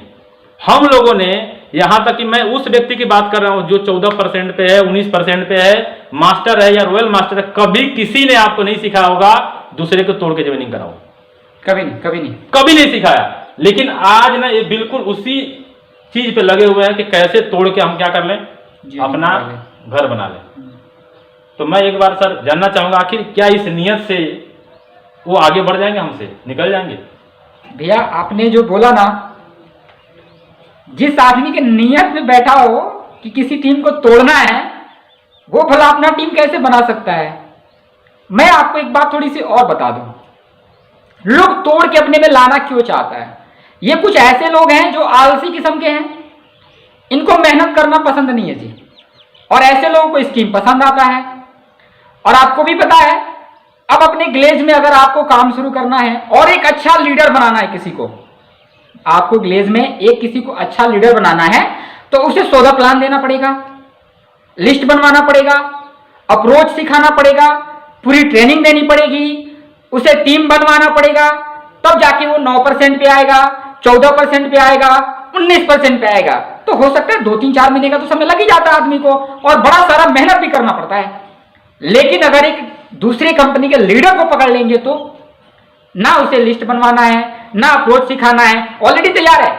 ये कुछ ऐसे लोग हैं जो मेहनत नहीं करना चाहते, मतलब ये स्कीम टाइप लोग हैं। इसकी वजह से ये लोग ग्लेज को लोगों को टारगेट करते हैं कि इसके पास तो कमाल का नॉलेज है, इसके पीछे मेहनत नहीं करना पड़ेगा, इसके पीछे वो नहीं करना पड़ेगा। लेकिन बेवकूफ हम लोग हैं ना, कोई हमें स्कीम समझाता है और हम उसकी बात समझ लेते हैं। अरे वो अपना फायदा देख रहा है कि आपके जाने से उसका कितना पेयर बराबर हो जाएगा और उसको कौन सा प्राइज मिल जाएगा। आपको क्या लगता है आपके चले जाने से आपका पेयर बराबर हो जाएगा? आपको कार मिल जाएगा, घर मिल जाएगा, वहां आपको टीम नहीं बनाना पड़ेगा। मेरे भाई जो जो काम आपने ग्लेज में करा है ना, सीखा है ना, वो सारा काम आपको वहां करना पड़ेगा। मतलब ऐसे कहें वहां आपको फिर से जीरो से शुरू करना पड़ेगा, जीरो से। यार ग्लेज में एक तरफ ऐसी अपलाइन है जो आपका भरपूर साथ दिया, अच्छे नियत के साथ, कभी तोड़ना नहीं सिखाया। आप एक ऐसे आदमी के साथ जा रहे हो जो शुरू से ही आपको तोड़ना सिखा रहा है। कैसे कल्चर और कैसे नियत के लोग होंगे जो आपको पहले दिन सिखा रहे तोड़ना। वैसे लोगों के साथ आप टीम बना सकते हो, कोशिश भी कर लेना, कुछ हासिल नहीं हो सकता। मेरे भाई तोड़ने का नियत रखने वाला आदमी दुनिया में कहीं भी कामयाब नहीं हो सकता है। मैं एक छोटे से एग्जांपल की बात करता हूं। अगर हमारे घर परिवार में कोई ऐसा आदमी होगा ना जो घर घर जाके झगड़ा लगाता होगा ना, देख लेना उसके घर में इतना झगड़ा लगता है ना कि उसके घर में दूसरा कोई पंचायती करने जाता है। एग्जाम्पल है, आप देख लेंगे अगल बगल। तो बात नियत की है मेरे भाई, आप जैसा करेंगे आपको वैसा ही मिलेगा। आप टीम खराब कर रहे हैं, आपकी भी टीम खराब होगी। लिख लीजिए डायरी पे, कर्मा का नियम पता है ना। आदमी को ईमानदारी से मेहनत करना चाहिए, अपने सही तरीके से कर्म करना चाहिए, लालच में आके किसी के साथ कुछ गलत नहीं करना चाहिए। लीडर एक सच्चा, ईमानदार और अच्छा इंसान होना चाहिए। काहे की इंसानियत, काहे की ईमानदारी? आपने पहले दिन लोगों को तोड़ने का सोच दे दिया, आपकी लीडरशिप तो वहीं खत्म हो जाती है। और जिस कंपनी में लीडरशिप नहीं है वहां आप कामयाब हो जाएंगे? कभी नहीं होंगे, कभी नहीं होंगे। और ना आपकी कोई रिस्पेक्ट हुई वहां पे। कुछ हद तक कामयाब हो भी गए ना तो रिस्पेक्ट नहीं मिलेगा, लोग आपकी इज्जत नहीं करेंगे। हो सकता है थोड़े पैसे तो हो लेकिन आपका नाम सम्मान कभी नहीं होगा। लोग आप पे कभी भरोसा नहीं करेगा, लोग आपको हमेशा शक की निगाह से देखेगा कि ये आदमी तोड़ने वाला इंसान है। क्या आप अपना ऐसा कैरेक्टर चाहते हैं? नहीं चाहते ना तो सोचना भी मत ऐसा। अपने आप को सही इंसान बनाए, ईमानदारी से मेहनत करके टीम बनाने का नजरिया रखें। ठीक है मेरे भाई, धन्यवाद जी। बहुत अच्छा सर। अभी आपने थोड़ा देर पहले मेरे को अभी दिमाग में आया, आप बात कर रहे थे, अभी आपने बोला ना कि उनको मर्सिडीज या वगैरह वगैरह। अरे मर्सिडीज क्या देंगे? जिन्होंने मर्सिडीज इनके कंपनी में अचीव किया उसको नहीं दिया इन्होंने। और मैं नाम नहीं लेना चाहता हूँ, इन्होंने मर्सिडीज उस बंदे को नहीं दिया। सही बात है। और उसका बकायदा ना रिकॉर्डिंग मेरे पास है, उस बंदे का इन्होंने मर्सिडीज नहीं दिया, वो बंदा आज के लिए छोड़ दिया। सॉरी ग्लेज नहीं, सॉरी मेरे दोस्त, हाँ सॉरी है ना, सॉरी। वो जो बंदा है ना जिसको इन्होंने मर्सिडीज नहीं दिया ना, उसको इन्होंने उस कंपनी को छोड़ दिया। सही बात है। तो ये यदि ये ऐसा तो है नहीं है, थोड़ा मोड़ा अर्टिका उर्टिका की लालच दे सकते हैं। बट मेरा कहना आपसे ये है दोस्तों कि आप सभी सबसे पहले ना अपने दोनों आंख दिमाग को शांत करके पहले सोचिए। ग्लेज में हमारे अप्लायंस में हमारे डायरेक्टर सर में एक बात बोलते हैं सर कि एक व्यक्ति को एक अच्छा नेटवर्कर से पहले अच्छा इंसान होना चाहिए। सही बात है। और मेरे ख्याल से जब जब हमारे ग्रेट अप्लायंस, जब जब हमारे आदरणीय अप्लायंस संजीव छिब्बर सर सामने आए, उन्होंने हमेशा एक बात बोला कि आप अच्छा इंसान बने, पहले अच्छा इंसान बने। सही बात। अच्छा इंसान बने। जब आप अच्छा इंसान बनेंगे तो 100% आप अच्छा नेटवर्कर बनेंगे। तो हमारे यहाँ एक बात का फोर्स दिया था, अच्छा इंसान बने, और वहाँ पहले दिन ये चीज़ सिखाया जाता है। तो ये तो थोड़ी सी बातें हैं। अरे हम दो भाई मिलके आपको क्या समझाएंगे? मेरा कहने का मतलब आप अपने आप को समझा लीजिए। सही बात है। यदि इस टाइम पे अपने आप को आपने नहीं समझाया ना तो मेरे ख्याल से आप किसी के समझाने के काबिल शायद न रहे। बट मैं कुछ और बोलना चाह रहा हूं सर, मेरा सवाल है। और ये दिखाते भी क्या है? जैसे मैंने एक दो पता लगाया थोड़ा सा, है ना, क्योंकि कई लीडर्स उन्हें क्या लगता है ना कि मेरी सुनते हैं। अरे कई लीडर्स ऐसे हैं कि जो हम लोग के लिए जान भी दे सकते हैं। सही बात है। तो ऐसे ही लीडर्स की वजह से पता भी चलता है। और हम लोग को बड़ा गर्व है इस बात का कि हम लोग के, खास करके सर हम लोग के नेटवर्क में ऐसे लीडर हैं, क्योंकि हम लोग का रिलेशन बिल्कुल उस प्रकार से है, भाई की तरह। हमें लगता नहीं सर हम क्या हुए, क्योंकि मैं अपनी बात बताऊं, मैं बार में 2800 कमाता था। अरे भाई 2800 में भी घर चला है, थोड़ा कम कमाएंगे फिर भी घर चलेगा। बट मकसद हमेशा से रहा है सर लोग पैसा कमाए, लोग पैसा कमाए। तो आज ऐसे ही लीडर्स है जिनकी वजह से सारी चीजें निकल करके आती है। तो सबसे पहले तो ऐसे सभी लीडर्स को मैं दिल से धन्यवाद देना चाहूंगा। दोस्तों आज भी हम लोग आपके साथ हैं, कल भी आपके साथ रहेंगे, और जब तक इस बिजनेस को आप अपने बच्चे के देने के काबिल नहीं बन जाते तब तक आपके साथ रहेंगे। सही बात है। बस दोस्तों, कहा गया जब तक आप हाथ नहीं छोड़ेंगे ना, मां कसम कोई आपको ना कामयाब नहीं कर सकता। हाँ, लेकिन आपको हाथ पकड़े रहना पड़ेगा। जिस प्रकार से मैंने अभी कुछ दिन पहले एक पोस्ट डाला था सर यूट्यूब पे, वो लाइन है कबीर जी की, निंदक नीरे राखिए आंगन कुटी छवाए। यानी निंदक नीरे राखिए तो आंगन में क्या छवा जाएगा, कुटी छवा जाएगा। तो मैंने उसी को एक नया लाइन दिया कि प्रेरक नीरे राखिए। प्रेरक का मतलब एक ऐसे व्यक्ति को अपने पास रखिए जो हमेशा क्या करे, आपको मोटिवेट करे। अरे भाई, निंदा करने से, बुराई करने से आंगन में कुटी तो छवा सकते हैं आप, लेकिन लोगों के दिल में अपना जगह नहीं बना सकते हैं। आप बड़ी कामयाबी अचीव नहीं कर सकते हैं। कभी आपके माँ बाप छाती ठोक के नहीं बोलेंगे कि बेटा हो तो ऐसा। ये तभी बोलेंगे जब आप प्रेरक बनेंगे या अपने किसी प्रेरक को अपने साथ रखेंगे। तो मेरा सर अगर इसी पीढ़ी में अगला सवाल है। जी सर, जी बात करें सर। हाँ, अगला सवाल है सर कि बताते भी क्या है, जैसे इनका एक नया क्योंकि वो नहीं होता है कि कुछ ऐसी चीजें उनको लगता है ना कि जैसे ये बताते हैं कि हमारे यहाँ तो 2 लाइन चला दोगे, 2 लाइन आपका 20% पे चला जाएगा। जैसे मैं हूँ, मेरी 2 लाइन, मान लीजिए इधर प्रमोद जी हैं, इधर अमरनाथ जी हैं, मैं भी 20 पे, ये 2 20 पे चले जाएंगे, फिर भी पैसा आपको आते रहेगा।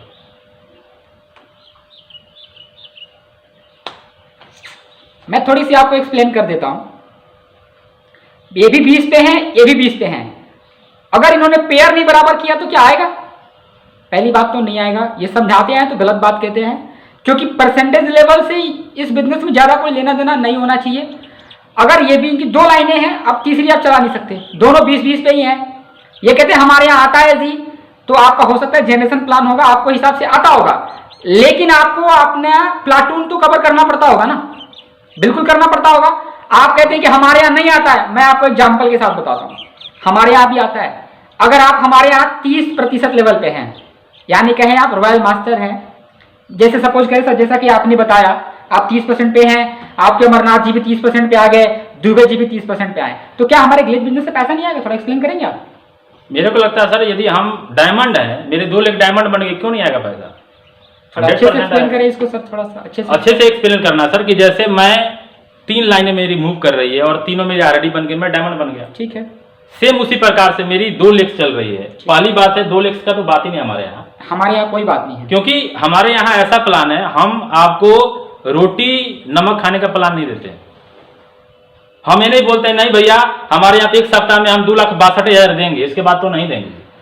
सही बात है। हाँ, महीना में हम आपको 10,50,000 ही देंगे, उसके बाद तो मेरा प्लान नहीं है जी। अरे भाई, हम तो आपको बोलते हैं 10,50,000 एक दिन में कमाएंगे भाई साहब, 1 सप्ताह में कमाएंगे। तो मेंटेन करने की जो बात है ना सर, एक दे भी सकते हैं। इनको लगता है यार 5 लोग जुड़ रहा है, ऐसे ऐसे इतना नेटवर्क लेके आ रहा है, दे ही तो क्या चला जाता है यार। बट आगे जो होने वाला है ना, वो शायद नहीं दिख पाता है, नहीं दिखता है, नहीं दिखता है। फिर से मैं कह रहा हूं, ये जो स्कीम टाइप जो प्लान होता है ना, स्कीम टाइप प्लान, ये बड़ा आसान होता है।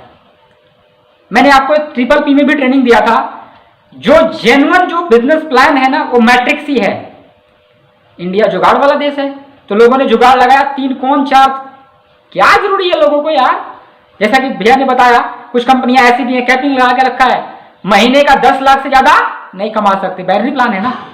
सप्ताह का 2.5 लाख से ज्यादा आप नहीं कमा सकते, मतलब करना डायरेक्ट सेलिंग है। और आपने कैपिंग लगा दिया कि इससे ज्यादा नहीं कमा सकते। एक हमारी ग्लेज है जहां 35-35 लाख का चेक बना है, और आज हमारे ग्लेज के सभी डायरेक्टर्स इस बात पे लगे हैं कि कितना जल्दी ग्लेज में किसी का चेक करोड़ों के पार जाए। एक तरफ हमें और एक तरफ वो लोग हैं भैया, वो कहते हैं ना कि लेग बराबर नहीं, सॉरी 2 लाइन सेम लेवल पे आ भी जाए तो पेयर मेंटेन नहीं करना है, हमारे यहाँ भी नहीं करना है। डायमंड बने आप, क्या बनना है जी?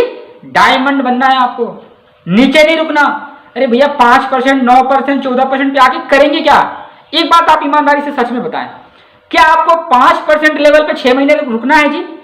बिल्कुल नहीं। 9% लेवल पे 6 महीने रुकना है? 14% लेवल पे 6 महीने रुकने हैं? बिल्कुल नहीं। या 19 पे रुकना है? आप जनरली जो सबसे ज्यादा आप जहां रुकेंगे ना, वो आपका डायमंड और ग्लोबल डायमंड, ऐसे बोले तो इस लेवल पे आपको तो ऑन है, कुछ भी मेंटेन नहीं करना है। एक बार बन तो जाओ, कुछ भी मेंटेन नहीं करना है भाई। आप कहते हो भाई सर मैं डायमंड बन के कुछ नहीं करना चाहता, सबसे पहली बात तो ये आपकी नीयत खराब है। आपको डायमंड बन के अपनी मेहनत 4 गुना ज्यादा करना चाहिए। उसके बावजूद कुछ ऐसे आलसी लोग हैं जो कहेंगे सर मुझे तो सर बस आजादी दे दो, अब मुझे ज्यादा पैसा नहीं चाहिए। उनकी सोच, बहुत कोशिश की है हम लोग लेकिन नहीं खुल पाया है। उनका मानना है कि नहीं सर 2-4 लाख आ रहा है, आने दो, बस अब काम करने को मत बोलना। मैंने बोला कोई नहीं बोलेंगे, डिड रेडी बन जाओ, आपको आएगा। कोई साइड से मेंटेन नहीं करना। हाँ, अगर बड़ा सपना पूरा करना है तो साइड से करना पड़ेगा आपको जी, ओपनली बता रहे हैं आपको। चाहते हैं आपको कार बोनस आए तो हमेशा 3 लाइन को मूव कराते रहना, 3 लाइन को डीप डीप डीप डीप लेके चलते रहना है। चाहते हैं आपको हाउस बोनस आए, आप अपनी 6 लाइनें, कितनी लाइनें, 6 लाइनें मूव कराएं, 6 लाइनों को चलाते रहे। आपको कंपनी में जितना बोनस है ना, चाहे मास्टर बोनस हो, ट्रेवल बोनस हो, कार बोनस हो, हाउस, सारा का सारा पैसा आएगा, साइड से कुछ नहीं करना जी। और मैं कहता हूं अगर आपका 6 लाइन चलता रहा बड़े अच्छे तरीके से ना, जो आपका चेक होगा महीने का 15-20 लाख से प्लस होगा। हो सकता है वो चेक अगर लाइन बहुत बड़ी हो तो करोड़ों में भी जा सकता है। इतना पावर है हमारे बिजनेस प्लान में। आप 2 पे क्यों अटके हैं कि मेंटेन नहीं करना? इस बात को क्यों पकड़ के बैठे हैं आप? मेंटेन हमारे यहां भी नहीं करना है। हमने भी आरडी को छूट दे रखा है, अभी आपको पता है, जिसकी 2 लाइनें आरडी हैं कुछ भी मेंटेन नहीं, उनको पैसा जाएगा। लेकिन क्या आप आरडी से खुश है? आप डीडी बनना नहीं चाहते? आप लाखों का चेक नहीं चाहते हैं ना, तो वो मेंटेन ही है जो आपको डीडी बनने की तरफ लेके जाएगा। आपको साइड से लाइन खोलना पड़ेगा, इसके लिए आपको मेहनत करना पड़ेगा। आप मेहनत करेंगे, वो लाइन जैसे ही तीसरी वाली रॉयल मास्टर बनेगी, आरडी बनेगी, आप डायमंड बन जाओगे भाई। जो भी हम लोग कर रहे हैं प्लान में बदलाव, या जो कुछ भी रखा है आपके फायदे के लिए रखा है। लेकिन आलसी लोगों को यह बात समझ में नहीं आएगा। मेहनती लोग इस बात को समझ सकते हैं। आप हमेशा मेहनत करने पे भरोसा रखें, मेहनत पे भरोसा रखें, शॉर्टकट मत अपनाएं। शॉर्टकट रास्ता आसान हो सकता है, लेकिन क्या बोले, कामयाबी मिल भी गया, खुशी नहीं मिलेगा आपको। ठीक है मेरे भाई? ठीक है सर, कुछ और? सर इसी में एक और बात इंक्लूड करना है। इंक्लूड ये करना है कि ये लोग बोलते तो हैं कि मेंटेन नहीं करना है, 2 लाइन है, इनका 2 लाइन का प्लान ही है, और उस पर से चिल्ला के बोलते हैं कि हम बाइनरी नहीं है भाई। और ये हमको लगता है ना, ये दिन भर में 100 बार बोलते हैं हम बाइनरी नहीं है भाई साहब, हम बाइनरी नहीं है। अरे भाई तुम 2 चला रहे हो, और मैं छोटी सी बात है सर, जब मेरी 2 ही लाइन है तो दे दो ना यार, हमको पेयर नहीं बनाना है। 2 लाइन में पेयर बनाने की बात इसलिए करते हैं, हमको पता है 1 महीना बना लेगा बेटा, 2 महीने बना लोगे, 3 महीने बना लोगे, कई ऐसे महीने आएंगे जो नहीं बना पाओगे। सही बात है, क्योंकि यहाँ बाप का 2 बेटा होता है, तो कहानी आप सुने होंगे, नेगेटिव सिंह पॉजिटिव सिंह। एक बन गया शराबी, दूसरा बन गया बिजनेसमैन, है ना। ऐसे गांव में बड़े सारे बेटे मिल जाएंगे आपको, आप देखना अपने आस पड़ोस में। एक बाप का 2 बेटा होता है ना, दोनों पुलिस ऑफिसर नहीं बनता है, दोनों आर्मी में नहीं जाता है, कोई डॉक्टर बन गया, कोई इंजीनियर बन गया। मेरे भाई साहब, बाप अपने बेटे को बराबर नहीं कर पाते, आप कहां से कर पाएंगे? थोड़ा ना बैठ के सोचना। मुझे पता है अभी लगता है यार चलो 50 लेके चले जाएं कर लेंगे, अरे भाई नहीं कर पाओगे, लिखवा लो, क्योंकि इनका प्लान ही वही है। उनको पता है कि तुम कितना भी छटपटाओगे ना कोई ऐसा महीना आएगा जहां आपका पेयर कंप्लीट नहीं होगा, कहानी आपका फिर बैक में लेके चले जाएंगे। और इनकी एक बड़ी कमाल की कहावत है सर, ये बोलते हैं ना मिलेगा मिलेगा। हाँ, ये मैंने बड़ी शब्द सुना है भाई। मैं इसलिए ना कई दिन से मैं भी थोड़ा सा सोच रहा था, मैं थोड़ा सा बोल दूं फिर मैं आपको मौका दूंगा इसलिए, क्योंकि मैं भी बोलने के लिए बड़ी बेचैन हूं। ये कहते हैं ये मिलेगा, कहते हैं कार मिलेगा, कहते हैं घर मिलेगा, ट्रिप मिलेगा। अरे मिलेगा मिलेगा मिलेगा। भैया ने एक बड़ी शानदार बात बोली। उसी कंपनी का कोई डिस्ट्रीब्यूटर था जिसने मर्सिडीज अचीव किया, उन्होंने उनको मर्सिडीज नहीं दिया और बोलते हैं मिलेगा। एक तरफ है मिलेगा, एक तरफ आपके पास ग्लेज में ऑप्शन है मिलता है। आईडी पासवर्ड चाहिए, आपको पर्सनली शेयर कर देंगे, खोल के देख लेना। कार फंड आता है कि नहीं आता है, ट्रेवल फंड आता है कि नहीं आता है, हाउस फंड आता है कि नहीं आता है, बड़े बड़े चेक आते हैं कि नहीं आते हैं। अगर पॉसिबल हो तो मैं आपको आईडी खोलकर लाइव दिखाऊंगा इसी सेशन में। मिलेगा वाला बात नहीं है, यहां मिलता है। अब आपको डिसाइड करना है किसके साथ जाना है, मिलेगा या मिलता है के साथ। ठीक है मेरे भाई? हाँ सर। नहीं सही बताया आपने सर, है ना। और ये बड़े सारे हमारे ही डिस्ट्रीब्यूटर्स होते हैं जो इन लोग का संपर्क होता है वहां पे। कोई बात नहीं बाद में कर लेंगे, है ना। तो वही बात है सर, बोलते हैं कि बस मिलेगा। हाँ मिलेगा सर 2 लाइन तो हमारे यहाँ नहीं मिलता, बोलता है तुम्हारे यहाँ 2 लाइन में नहीं मिलता, मेरे यहाँ तो मिलेगा। हमारे यहाँ नहीं मतलब मेरे यहाँ तो मिलेगा। इनको पता है, तू आओ तो पहले पता चल जाएगा क्या मिलता है। आओ पहले डुबकी लगाओ तब तो पता चलेगा। तुम ऐसे बन जाओगे ना, वहां के रहोगे ना यहाँ के रहोगे। और ये लोग जो कर रहे हैं ना, और जो लोग इनकी बहकावा में आ रहे हैं, वो अपना कैरियर खराब कर रहे हैं। कैरियर आप विश्वास नहीं करोगे। आपको क्या लगता है, मैं आप में से बड़े सारे लोग बोलना चाहता हूँ, आपको क्या लगता है हम लोगों को किसी ने ऑफर नहीं किया? बिल्कुल क्या, मेरे पास तो प्लान आया हुआ है सर। सर एक से एक लोग मैं जहाँ पे भी हूँ यहीं की बात कर रहा हूँ। लोगों ने बोला भाई एक काम मत करो, एक काम ग्लेज के साथ कब तक रहोगे यार, ये भी काम कर लो, ये भी काम कर लो, ये भी काम कर लो, मेरे को देखो मेरे को। उस वक्त मैं आरडी हुआ करता था, है ना, नशा था, क्योंकि अप्लायंस ऐसा रिलेशन था, नशा था। नहीं भाई, जीना है ग्लेज में, मरना है ग्लेज में। आज भी वही नशा, आज भी वही नशा, जीना है ग्लेज में, मरना है। और लोग हमको सिखाते थे, और हमारे सीनियर में लोग थे भाई साहब, मेरे सीनियर में थे, और बोलते थे भाई देखो यार मैं तो यहाँ भी काम करता हूँ, यहाँ से इतने का चेक, ये देखो ये लकड़ी की दुकान से इतने का चेक, इसकी दुकान से इतने का चेक, ये फलान की दुकान से इतने का चेक।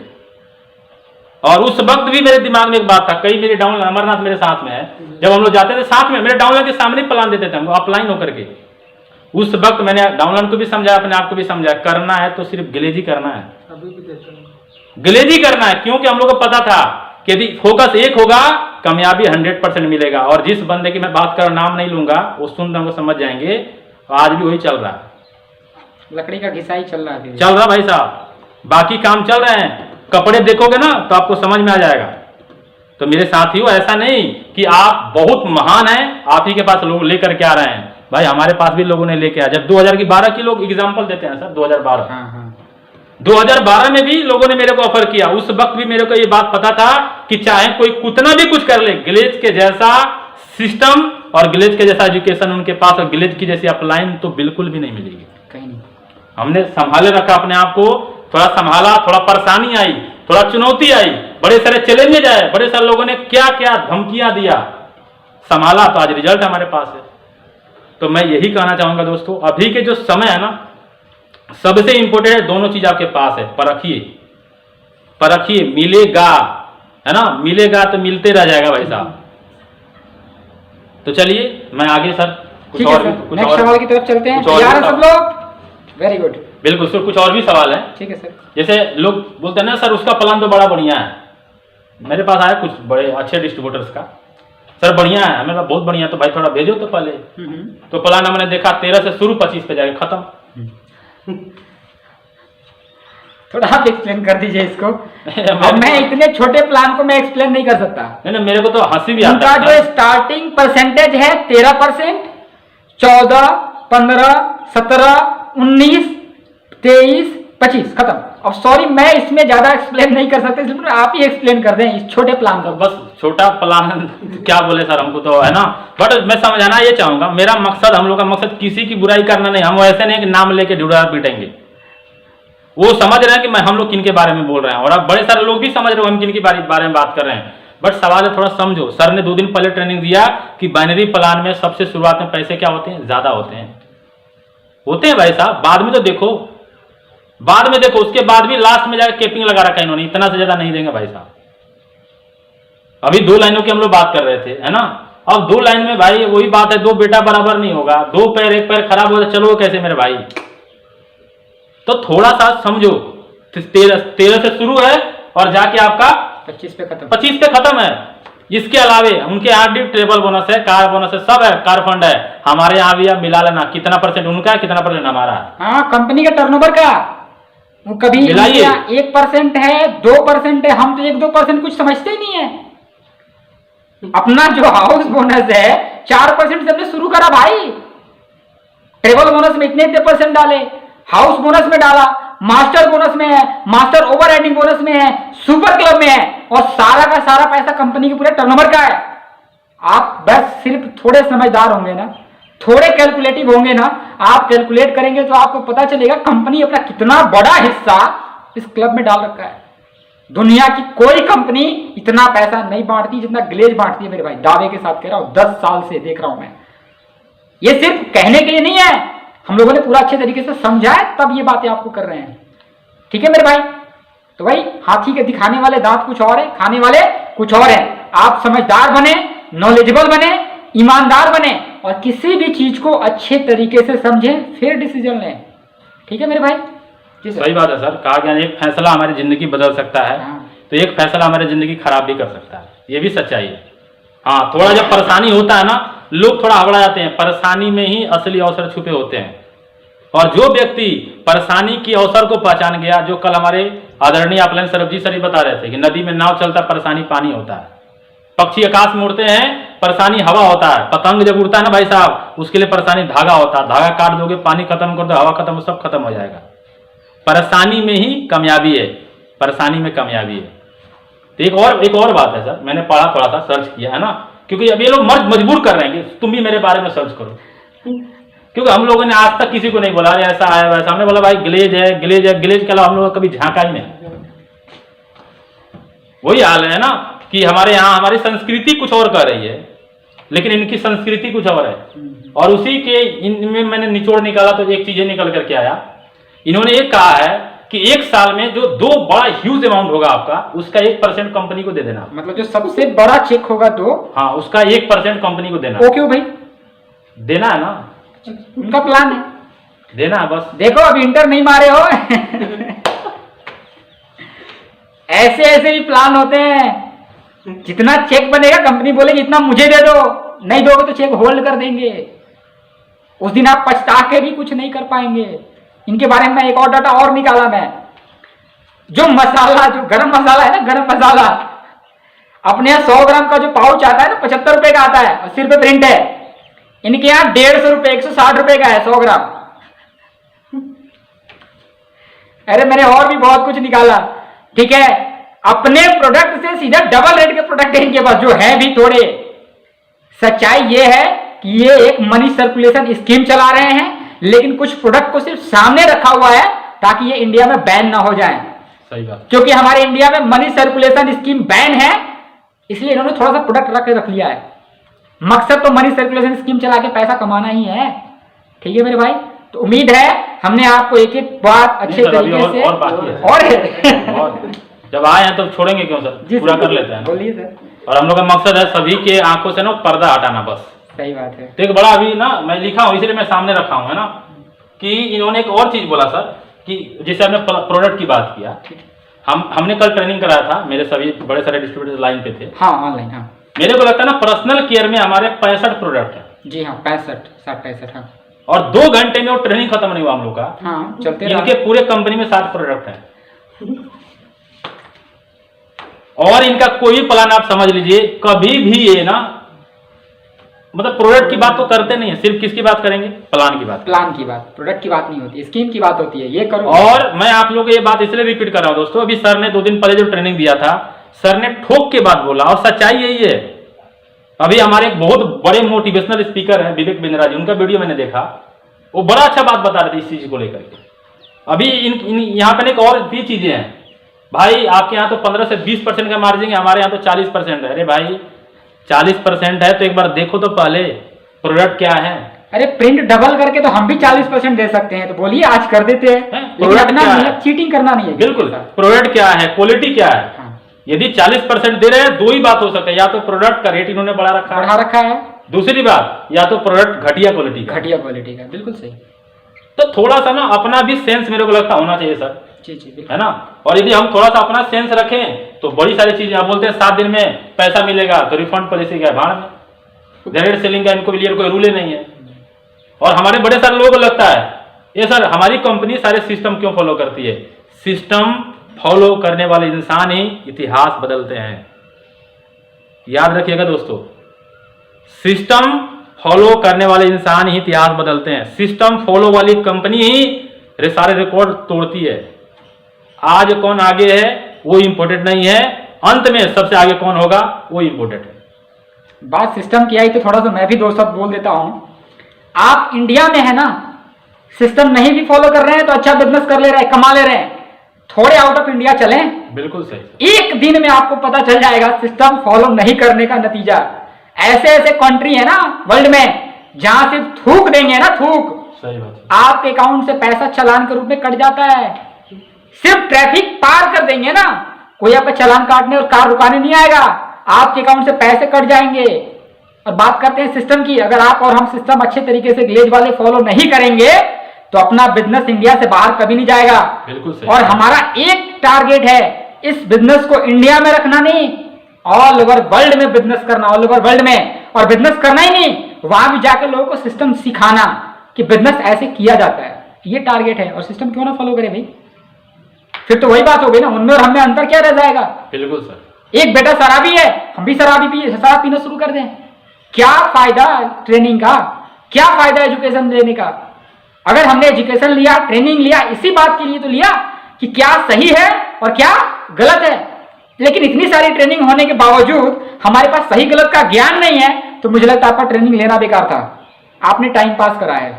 ठीक है फिर भाई, सिस्टम और 2-4 और सवाल है सर। जी जी तो एक सवाल तो मैं करूंगा अभी आपसे, आप थोड़ा सा, लेकिन पहले ना अभी एग्जाम भी चल रहा है, कुछ लोग इसमें भी जलन हो रहा है। मेरे को लगता है ना दोस्त, है ना, सर से मैं ना बोलूँ, है ना, मैं ऐसे ही बताता हूँ, आप सब ना देखो समझदार बनो यार। हमारी कंपनी अभी के टाइम में जो जो चीजें ना फॉलो कर रही है मेरे ख्याल से ना, या जो जो करने का प्रयास कर रही है, वो इसलिए कर रही है कि हम सभी भारत के डायरेक्ट सेलिंग के सबसे बेस्ट लीडर बने, सबसे बेस्ट लीडर। मेरे को लगता है सर, मेरा अनुभव कहता है कि जितना हम लोगों ने 10 साल में नहीं सीखा है ना, इन 15-20 दिनों ने इन 15-20 दिनों में सिखा दिया। सही बोले, इतना बेहतरीन ट्रेनिंग और इतने बेहतरीन तरीके से एग्जाम देने का सिस्टम। मेरे को लगता है ना, हर एक व्यक्ति ये बोलता है सर मेरे को एग्जाम देना, मेरे को एग्जाम देना, मेरे को एग्जाम देना। और कहीं ना कहीं एक एग्जाम देने के लिए यदि कोई वीडियो नहीं भी देख पाए किसी कारणवश, नेट प्रॉब्लम या कोई और प्रॉब्लम है, पीपीटी पढ़ता है। हाँ, और इससे क्या होता है, नॉलेज बढ़ता है। तो हम सबको तो शुक्रगुजार होना चाहिए कंपनी का यार, जो ऐसे चीजें लेकर के आ रही है। दूसरी बात, अभी सर से हम लोग डिस्कशन कर रहे थे, तुलना करिए, कोई बुराई नहीं। अब मैं आपको दोनों भाइयों की बात समझाता हूं। अब उमेश सर से मेरी तुलना करेंगे, आपको क्या लगता है, सही है? नहीं सही है ना? हाँ, तुलना करना है तो आप 360 डिग्री पे करें। मैं दोनों भाइयों की बात साइड कर देता हूं, मैं ऐसे चलता हूं। किसी कंपनी की तुलना करनी है, किसी कंपनी की भी तुलना करनी है मेरे दोस्तों, तो कैसे करना चाहिए? करना चाहिए 360 डिग्री पे। कैसे करना चाहिए? 360 डिग्री के हिसाब से तुलना करनी चाहिए। सिर्फ एक पार्ट पे नहीं कि हमारे यहां तो ये है, हमारे यहां तो ये। अरे भाई, 1-2 पार्ट पे छोड़ो, तुलना करना है ना, ओपन चैलेंज है। कंपनी के 360 डिग्री के पार्ट पे तुलना करो। 360 डिग्री, मेरा कहने का मतलब, मैं आपको एक बड़ा प्यारा एग्जांपल देता हूं। हमारे देश में या फिर पूरे वर्ल्ड में मिस इंडिया और मिस यूनिवर्स का सिलेक्शन होता है, आप पता कर लीजिएगा। वहां पे जो लड़की सुंदर है उसको मिस वर्ल्ड का अवार्ड नहीं मिल जाता है, मिस इंडिया का अवार्ड नहीं मिल जाता, उनकी क्वालिटी दिखी जाती है। 360 डिग्री पे उनको चेक किया जाता है। जब लगता है ना ये सभी तरीके से लड़की परफेक्ट है, तब उनके हाथों में मिस इंडिया और मिस वर्ल्ड का, मिस यूनिवर्स का ट्रॉफी होता है। मेरे दोस्तों, गलेज की तुलना करना करो ना, शुरू करते हैं एजुकेशन से करो। आप तुलना करने करो प्लान से, करो ग्रेज के लीडर से, आपको से करो, यहाँ की अच्छी नीयत से करो, यहाँ के सारे चीजों से करो ना भाई साहब। सिर्फ 1-2 चीज को लेके बैठे हुए हैं बस। मेरे साथियों, मैं आपको आपका भाई होने के नाते, आपका दोस्त होने के नाते, है ना, आपका बेटा होने के नाते मैं आपसे उम्मीद करता हूं, तुलना करिए। तुलना करने में कोई बुराई नहीं, बस 360 डिग्री पे करिए। आप चारों तरफ से तुलना करिए, आपको ग्लेज बेस्ट और सबसे बेस्ट कंपनी मिलेगी आपको। सर, मैं अभी तक आपने मेरे से सवाल पूछा, मुझे एक सवाल अभी याद आया है और मैं सर से पूछूंगा। सर, बड़े सारे मैसेज ऐसे आए हैं कि देश के डीडी ने काम छोड़ दिया, जिन्होंने कहा मेरी 2 लाइनें डीडी हैं, ईडी है, एसडी है। क्या ये सही है?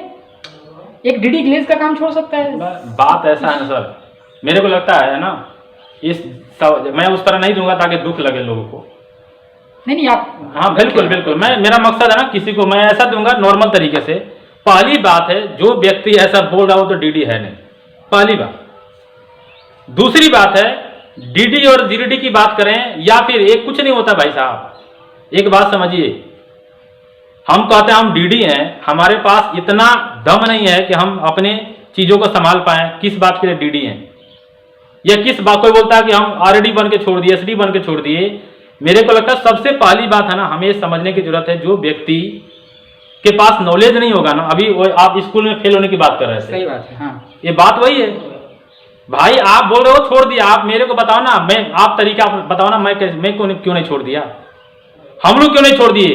अरे भाई, आप उस व्यक्ति से तुलना कर रहे हो या उस व्यक्ति का लोग उदाहरण दे रहा है, और कौन जानता है वो फोन रिकॉर्डिंग में वो बंदा डीडी है या क्या है। डीडी तो नहीं है, मुझे पता है, ग्लेज का डीडी तो नहीं है। अब लोगों को, उनको लगता है चलो यार भ्रम जाल फैलाना है, कुछ ही बोल दो, जाल फैलाना इसको। तो हमें लगता है कि हम तो बोलेंगे फोन लगाएगा, मैं भगवान श्री कृष्ण बोल रहा हूँ भाई, और मान भी जाते हैं ना, दुख का बात है कि लोग मान हमारा जाते। देश तो ऐसा है ना भाई साहब, है ना, जहाँ पे किसी ने बोल दिया भाई कि वो पत्थर पे दूध पिलाओ तो पत्थर दूध पी रहा है, पूरा गांव उमड़ गया दूध लेकर के। किसी ने देखा कि दूध जो गिरा रहे तो पीछे की नाली से निकल रहा था। सही बात है। मेरा कहने का मतलब है भाई, एक बार पहले जांचिए, परखिए जो व्यक्ति बोल रहा है एक्चुअली है कौन। और रही बात ना, मैं आपको फिर रिपीट करता हूं, यदि उस दिन भी मैंने बात बोला था, कल मैं भी गद्दार हो जाऊं तो आप मेरा भी साथ मत देना, क्योंकि गद्दार वही हो सकता है ना भाई साहब, गद्दार वही हो सकता है जो लालच के चक्करों में पड़ जाए, लालच के चक्करों में पड़ जाए भाई साहब। तो मेरे साथियों, मेरे दोस्तों, मैं यही कहूंगा, ऐसा कुछ भी नहीं है यार। और रही बात ना, लोग वो डाल देते हैं, बिल्कुल वो बड़े सालों डाला, मैं यहाँ का फ्रेंचाइजी हूं, लोगों ने क्या कर दिया, बोर्ड बदल दिया। आप समझिए, मैंने पहले बोला कि मेरा मकसद किसी को ठेस पहुंचाना नहीं है, आप सब समझदार हो, मैं नहीं बोलूंगा। जो ऐसा कर रहा है ना, बोर्ड बदल रहा है, वो क्यों बदल रहा है, क्योंकि उसका सारा कुछ बंद हो गया। मैं ओपन नहीं बोलूंगा भाई साहब, आप सब समझदार हो। एक बार ना परखना, जो व्यक्ति ऐसा बोल रहा है ना, परखो जाकर के, क्या समझ में आएगा उसको, कितना ट्रेनिंग उसको पता है, कितनी लाइनें मूव करती है, कितना इंसेंटिव बनता है, सारी चीजें पता करिए, तब आपको एहसास होगा कि वो गलत है और आप सही हैं। तो मेरे को लगता है ना, सबसे पहले परखना जरूरी है। सही बात है। कल कोई ये भी बोल सकता है कि बर्मायादव ने ऐसा कर दिया, यदि मैं ऐसा कर भी दिया तो पहले एक बात आप समझ जाना, मैं आपको लाइव वीडियो से बोल रहा हूं कि कहीं ना कहीं मैं भी गद्दार तभी हो पाऊंगा जब किसी की लालच में मैं पड़ जाऊंगा। हालांकि ऐसा नहीं हो सकता है, बट मैं आपको एक बात समझाना चाह रहा हूं, कोई ऐसा कर रहा है, समझना कि उसको कहीं ना कहीं कोई ऐसा लालच दिया गया, कोई ऐसी चीजें उसको दी गई, कुछ ऐसा भी किया गया जो शायद उसको समझ में नहीं आया, उसकी बुद्धि भ्रष्ट हो गई, भ्रम जाल में फंस गया भाई साहब। तो मैं यही कहूंगा, इन भ्रम जालों से बचिए और अपने कैरियर को संवारने के लिए जो इतना बेहतरीन प्लेटफॉर्म मिला है, इस पे दिल से काम करिए। इतने बेहतरीन ऑफर्स सर ने कल अनाउंस किया, विनर और गोल्डन विनर, वो भी ऐसा उन्होंने इंक्रीज करके किया कि जितने पुराने डिस्ट्रीब्यूटर हैं वो भी विनर और गोल्डन विनर बन सकते। ये ऐसा दिमाग सर लेकर के आते हैं ना, हमें लगता है कि कोई आदमी जहां से लोगों की सोच खत्म होती है, वहां से सब लोगों की सोच शुरू होती है। तो आप ऐसे लोग के साथ में हैं, ऐसी कंपनी के साथ में हैं। थोड़ा सा शॉर्ट में विनर्स को लेकर हम लोग लास्ट में जरूर बताएंगे। इससे पहले एक छोटी सी मैंने मैसेज कल पढ़ा, और ये मैसेज कोई आम आदमी की नहीं है, अभी तो हम देश की बात कर रहे हैं, ये मैसेज है अपने देश के गृह मंत्री की। मैसेज ये वायरल किया गया कि हमारे गृह मंत्री अमित शाह जी का देहांत हो गया। ट्विटर पे शाह जी को आके मैसेज डालना पड़ा कि भाई मैं जिंदा हूं। तो भाई मेरे, ये इंडिया है, यहां कोई कुछ भी बोल देता है। और तकलीफ पता है कब होती है, जब एक समझदार आदमी इन अफवाहों पे उलझ जाता है। उससे ज्यादा तकलीफ तब होती है जब एक समझदार आदमी इतनी ट्रेनिंग रहने के बावजूद उन अफवाहों में साथ देता है। मैं आपको फिर से बात रिपीट करता हूं, अफवाह फैलाना बहुत ही इजी काम है, इसमें कुछ भी नहीं लगता। सोशल साइट का जमाना है आज तो। लेकिन मैं आपको इतना जरूर बोलूंगा, अगर ग्लेज का कोई भी डिस्ट्रीब्यूटर या किसी लेवल की बात कर रहे हैं, 5 पे हो, 9 पे हो, 30 पे, किसी भी लेवल पे हो, अगर आज आपको बोल दे बिजनेस छोड़ दिया, तो आप उस पर यह भरोसा मत कर लो कि ये बात बिल्कुल सही है। और छोड़ भी दिया तो कुछ ना कुछ रीजन होगा, जैसा कि भैया ने शेयर किया, उसको कुछ बहुत बड़ा लालच दे दिया गया होगा जिसकी वजह से वो ऐसा कदम उठा रहा होगा। ठीक है मेरे भाई, क्योंकि मैंने शुरू में हम लोगों ने क्लियर किया, स्कीम सबको पसंद है, हो सकता है ग्लेज की ट्रेनिंग उसके अंदर ना हो। सर लालच तो है ही, कुछ लोग गलत करते हैं, यहाँ ही गलत करते हैं, और जब उनके एक्शन होता है तो बोलते हैं कि यार ये खराब है। ये तो वही बात हो गई कि माँ बाप ने थोड़ा सा डांटा तो हमारे भले के लिए डांटा, उनको लगता है यार चलो माँ बाप को ही छोड़ दो। तो जब माँ बाप को छोड़ दोगे तो जाओगे कहाँ? जिसने तुमको पैदा किया उसी को तुम छोड़ दोगे, कोई साथ नहीं देगा, ये बात लिख लेना। क्योंकि पैदा करने वाला साथ है ना भाई साहब, तो 1000 लोग साथ देने वाले मिल जाएंगे। तो कुछ लोग गलत भी करते हैं सर, और कहा ना पहले चोरी फिर सीना चोरी, वो वाला भी बात होता है, इसमें भी कुछ कारण है। तो दोस्तों अगले ट्रेनिंग में हम लोग बाकी डिटेल में बड़ी सारी बात करेंगे, ऐसा नहीं, आज हम लोगों ने शुरुआत किया और आप लोग को अच्छा लगेगा तो मैं दिल से कहूंगा आप सभी लोग चैनल को सब्सक्राइब करिएगा, लाइक करिएगा और अपना प्यारा सा कमेंट जरूर कीजिएगा। लाइक का बटन ऐसे होता है दोस्तों, है ना, और डिसलाइक का ऐसे होता है। तो मेरे दोस्तों इस बात का ध्यान रखिए। लास्टली एक सवाल है जो अभी ना सबसे नहीं होता, फेवरेट सवाल है। जैसे आज के टाइम की हीरोइन की बात करें ना, वो अभी थोड़ा सा वो पीछे हो गई क्योंकि वो चले गए थे ना वहां पे, क्या बोलते हैं वो, मुझे नहीं हुआ था सीए वाला में, चलिए छोड़िए वो सब बात, है ना। बड़ी फेवरेट थी, पद्मावत की हीरोइन की बात मैं कर रहा हूँ, नाम नहीं बोलूंगा उनका मैं। अच्छा, नेशनल का हाँ हाँ बिल्कुल, दीपिका पादुकोण की बात कर रहा नाम हूँ। नहीं लेना चाहिए, कोई हाँ, नहीं, ठीक मैं है। कोई बात नहीं, एक छोटी सी गलती उन्होंने किया उसका, तो मैं वही बात कर रहा था आपको, है ना, कि जैसे वो एक टाइम में बड़ी फेवरेट हीरोइंस थी, उसी प्रकार से एक फेवरेट सवाल है जिसपे लोग ना खेल खेल रहा है, और सवाल बड़ा सिंपल सा है। लोग बोलते हैं हमारे यहाँ तो इंसेंटिव लेने के लिए कोई आईपी नहीं करना है। सही बात है। हमारे यहाँ तो इंसेंटिव लेने के लिए कोई आईपी नहीं करना है, और लोगों को पता नहीं है। मैंने कल पढ़ा वहां पे कि वहां पे भी लिखा हुआ कि आपको आईडी एक्टिवेट करवाने के लिए पैसा लगाना पड़ेगा, बिना पैसा लगे एक्टिवेट भी नहीं होगा। 2000 रुपए। ये इनको नहीं दिखता। हाँ भाई, 2 से कोई नहीं मेरे भाई, 2-3 है ना, इनको नहीं दिखता। नहीं। अरे भाई इधर से नहीं इधर से तो ले रहा है, बट मेरा चलिए वो सब बात साइड करते हैं। यानी लास्टली सवाल है सर कि लोगों का कहना सर हमारे यहाँ तो इंसेंटिव लेने के लिए आईपी करना होता है। मैं क्लियर कर दूं थोड़ा सा आपको। हम लोगों ने शुरू में ही क्लियर करा, डायरेक्ट सेलिंग का मकसद क्या था? मकसद था जो प्रोडक्ट आप दुकान से ले रहे हैं वो आप हमारी डायरेक्ट सेलिंग कंपनी से लें। सच है? ठीक है जी। अब आप कहते हैं कि हम ऐसा करना चाहते हैं कि हम आपसे प्रोडक्ट नहीं लेंगे। सपोज करें आपने, मान लो कंपनी ने आपको एक आईपी का टारगेट दे दिया, ठीक है, जो कि अभी पता भी है आप लोगों को। एक आईपी का मतलब होता है 300 से 400 रुपए। सच है ये बात? आप इस बात पे खिलाफ हैं, आप कह रहे हैं कि ये कौन सी बात हो गई जी, मुझे तो आपसे प्रोडक्ट नहीं लेना जी। तो हम कहते हैं कि अगर आप हमसे प्रोडक्ट लेने नहीं जानते ना लेना, तो आप हमसे पैसा कमाने का भी हक नहीं रखते, क्योंकि आप लोगों के साथ चीटिंग कर रहे हैं। जो आदमी अपनी कंपनी का घर में प्रोडक्ट इस्तेमाल नहीं करेगा वो दूसरे को रिकमेंड करेगा कि आप ग्लिच प्रोडक्ट इस्तेमाल करें। मैं कहता हूं ये चीटिंग है। और चेतन सर ने ना पहले दिन जब हम लोगों ने हाउ टू अप्रोच का ट्रेनिंग लिया ना, चेतन सर ने साफ साफ समझा दिया, इस बिजनेस पे भरोसा हो, कंपनी पे भरोसा हो, प्रोडक्ट पे भरोसा हो, बिजनेस प्लान पे भरोसा हो, तभी किसी को बोलना, तभी किसी को बोलना हमारे प्लान शानदार है आ जाओ, तभी किसी को बोलना कि हमारा प्रोडक्ट शानदार है आप हमारा प्रोडक्ट इस्तेमाल करें। लेकिन जो आदमी अपने घर के जरूरत का 500 का सामान भी इस्तेमाल नहीं कर सकता है, मैं कहता हूं अगले से पैसा कमाने का हक भी नहीं रखता है। ये चीटिंग है भैया, ये डायरेक्ट सेलिंग बिजनेस है भैया। मेरा मकसद सबसे है कि एटलीस्ट कितना भी प्रॉब्लम है, आपके घर में साबुन नहीं लगता है, शैम्पू नहीं लगता है, टूथपेस्ट नहीं लगता है, खाना नहीं बनता है, तेल नहीं लगता है, मसाला नहीं लगता है, चाय नहीं पीते आप, अरे यार इतने मतलब क्या बोले, आपके इतने नेसेसरी प्रोडक्ट हैं, मुझे लगता है ये 400-500 का बात नहीं है। आप बाहर के दुकान से आप महीने के 2000-3000 के प्रोडक्ट लेके आते होंगे, लेकिन आपको जब बात आ जाती है ग्लेज से एक आईपी बिजनेस करने का तो आपको तकलीफ होती है। तो पता है तकलीफ नहीं, ये तकलीफ कहीं और की है, आप कहीं और निकाल रहे हैं। हो सकता है तकलीफ ये होगा कि आपकी किसी कारण की वजह से टीम में अच्छा सेल नहीं होता होगा, लीडर्स आपकी बात नहीं सुनते होंगे, तो उसका फ्रस्ट्रेशन आप इधर निकाल देते हैं। समस्याएं एक आईपी का नहीं है, समस्या कुछ और है, ध्यान से सोचे तो आप। ठीक है भैया, कुछ कहेंगे आप? दूसरी बात भी है सर, उसमें भी डिस्काउंट है 50%। अरे हाँ यार, उसमें भी 50% डिस्काउंट है। और समझना है, ऐसा नहीं कि आपका दर्द हमें समझ में नहीं आता, सिंपल सी बात है, दर्द समझ में आता है, बट कई बार ना सर वो लगता है वो दर्द जो है ना वो हमारे लिए टॉनिक की तरह काम करता है। यदि आज हमें थोड़ा मोड़ा जो रिटेल करना है ना, मेरे को लगता है ना कि कंपनी हमें या आपको ये नहीं बोल रही है, मैंने कितनी बार अपने लीडर्स को बोला, बड़े सारे लोगों को ट्रेनिंग में बताया कि कोई जरूरी नहीं है कि आप पैसा घर से लेके प्रोडक्ट खरीदें। अरे भाई आप कुछ ऐसे कस्टमर तो पकड़े, कुछ ऐसे कस्टमर पकड़े हैं। मेरे को लगता है कई ऐसे लोग मिल जाएंगे सर। आज हमारे पास ऑनलाइन यानी इतनी बेहतरीन सुविधा मिल गई ऑनलाइन कि हमारे दीदी दिल्ली में रहती है ना, हमारी एक और दीदी मुंबई में रहती है, एक हमारी और दीदी कोलकाता में रहती हैं, तो कहने का हम उन लोग को भी उनके घर में सामान इस्तेमाल होता है। इसी बहाने, इसी परेशानी की बात मैं मान लेता हूं, परेशानी है, इसी परेशानी के बहाने आप अपना कम से कम बिजनेस को ग्रोथ कर पाएंगे। तो दोस्तों ऐसे टाइम में है ना, हमें देखो आपकी सारी बात मेरे को समझ में आता है, ऐसा बात नहीं है, बट मेरा कहना है दोस्तों इसी बहाने हम सभी अपने बिजनेस को ग्रोथ कर पाएंगे।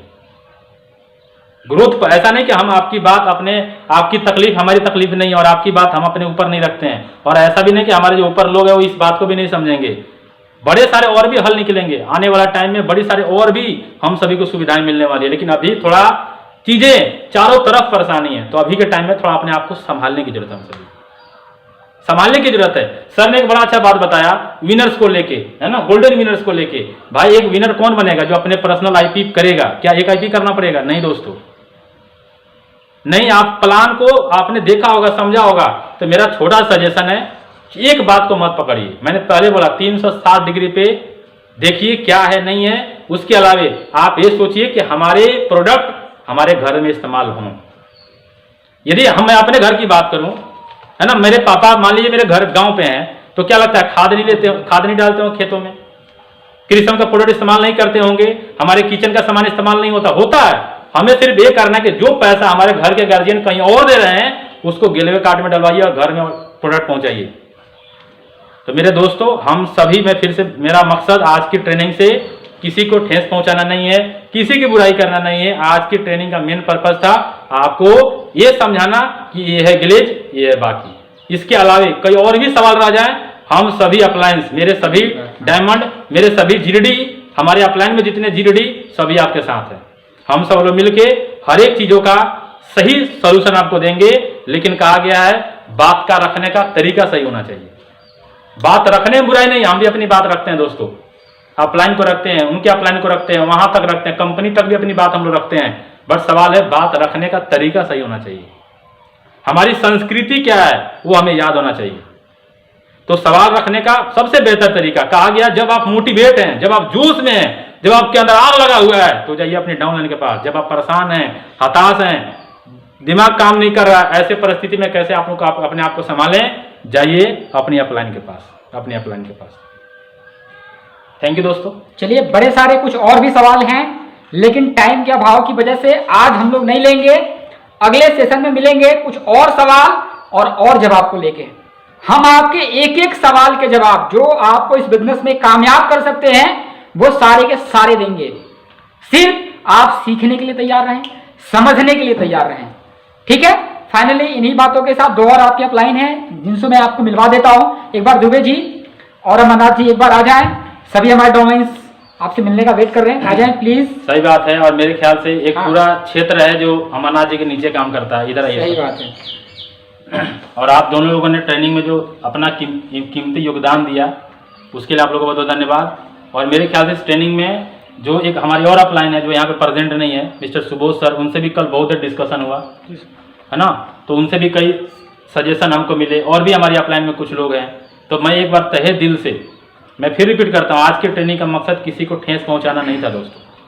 आज की ट्रेनिंग का मतलब था, हो सकता है हमारी कोई बताने के तरीके में या बात करने के तरीके आपको लगा हो, है ना, बट हमारा कोई एटीट्यूड नहीं है कि ऐसा है कि हम आपको दिखाना चाह रहे हैं कि हम बेस्ट हैं। हम ये दिखाना चाह रहे हैं ग्लेज बेस्ट है, हम सब बेस्ट है। ठीक है दोस्तों, तो फिर मिलते हैं हम लोग एक बार। थोड़ा सा बात करना चाहेंगे सर। बिल्कुल। सबसे पहले सर आप दोनों सर लोगों का बहुत बहुत धन्यवाद, जो सर इतने अच्छे तरीके से सर जो बाहर में लोगों का सवाल था सर इतने अच्छे तरीके से आप लोगों ने सर समझाया सर, उसके लिए बहुत बहुत धन्यवाद सर। और कोशिश करेंगे सर कि जो भी आप लोग बताए सर इसके ऊपर सर हम लोग काम करें सर, और काम करके सर बेहतर करें सर। बिल्कुल, तो इसी बात से एक बार ना दुबे जी तो हाथ मिलाइए हम लोग। सर जी मैं सर आप भी आ जाइए। और हम चाहते हैं ये हाथ ऊपर हम लोग का नहीं है दोस्तों, ये हाथ मुझे पता आप सब लोग का है। और ऐसे मुझे लगता है कि आप जहाँ भी बैठे होंगे ग्रुप्स में, आप सबको ऐसे ही हाथ मिला करके अपने आप से वादे करने की जरूरत है। Yes go Galway go Galway go Galway. Thank you sir, thank you so much.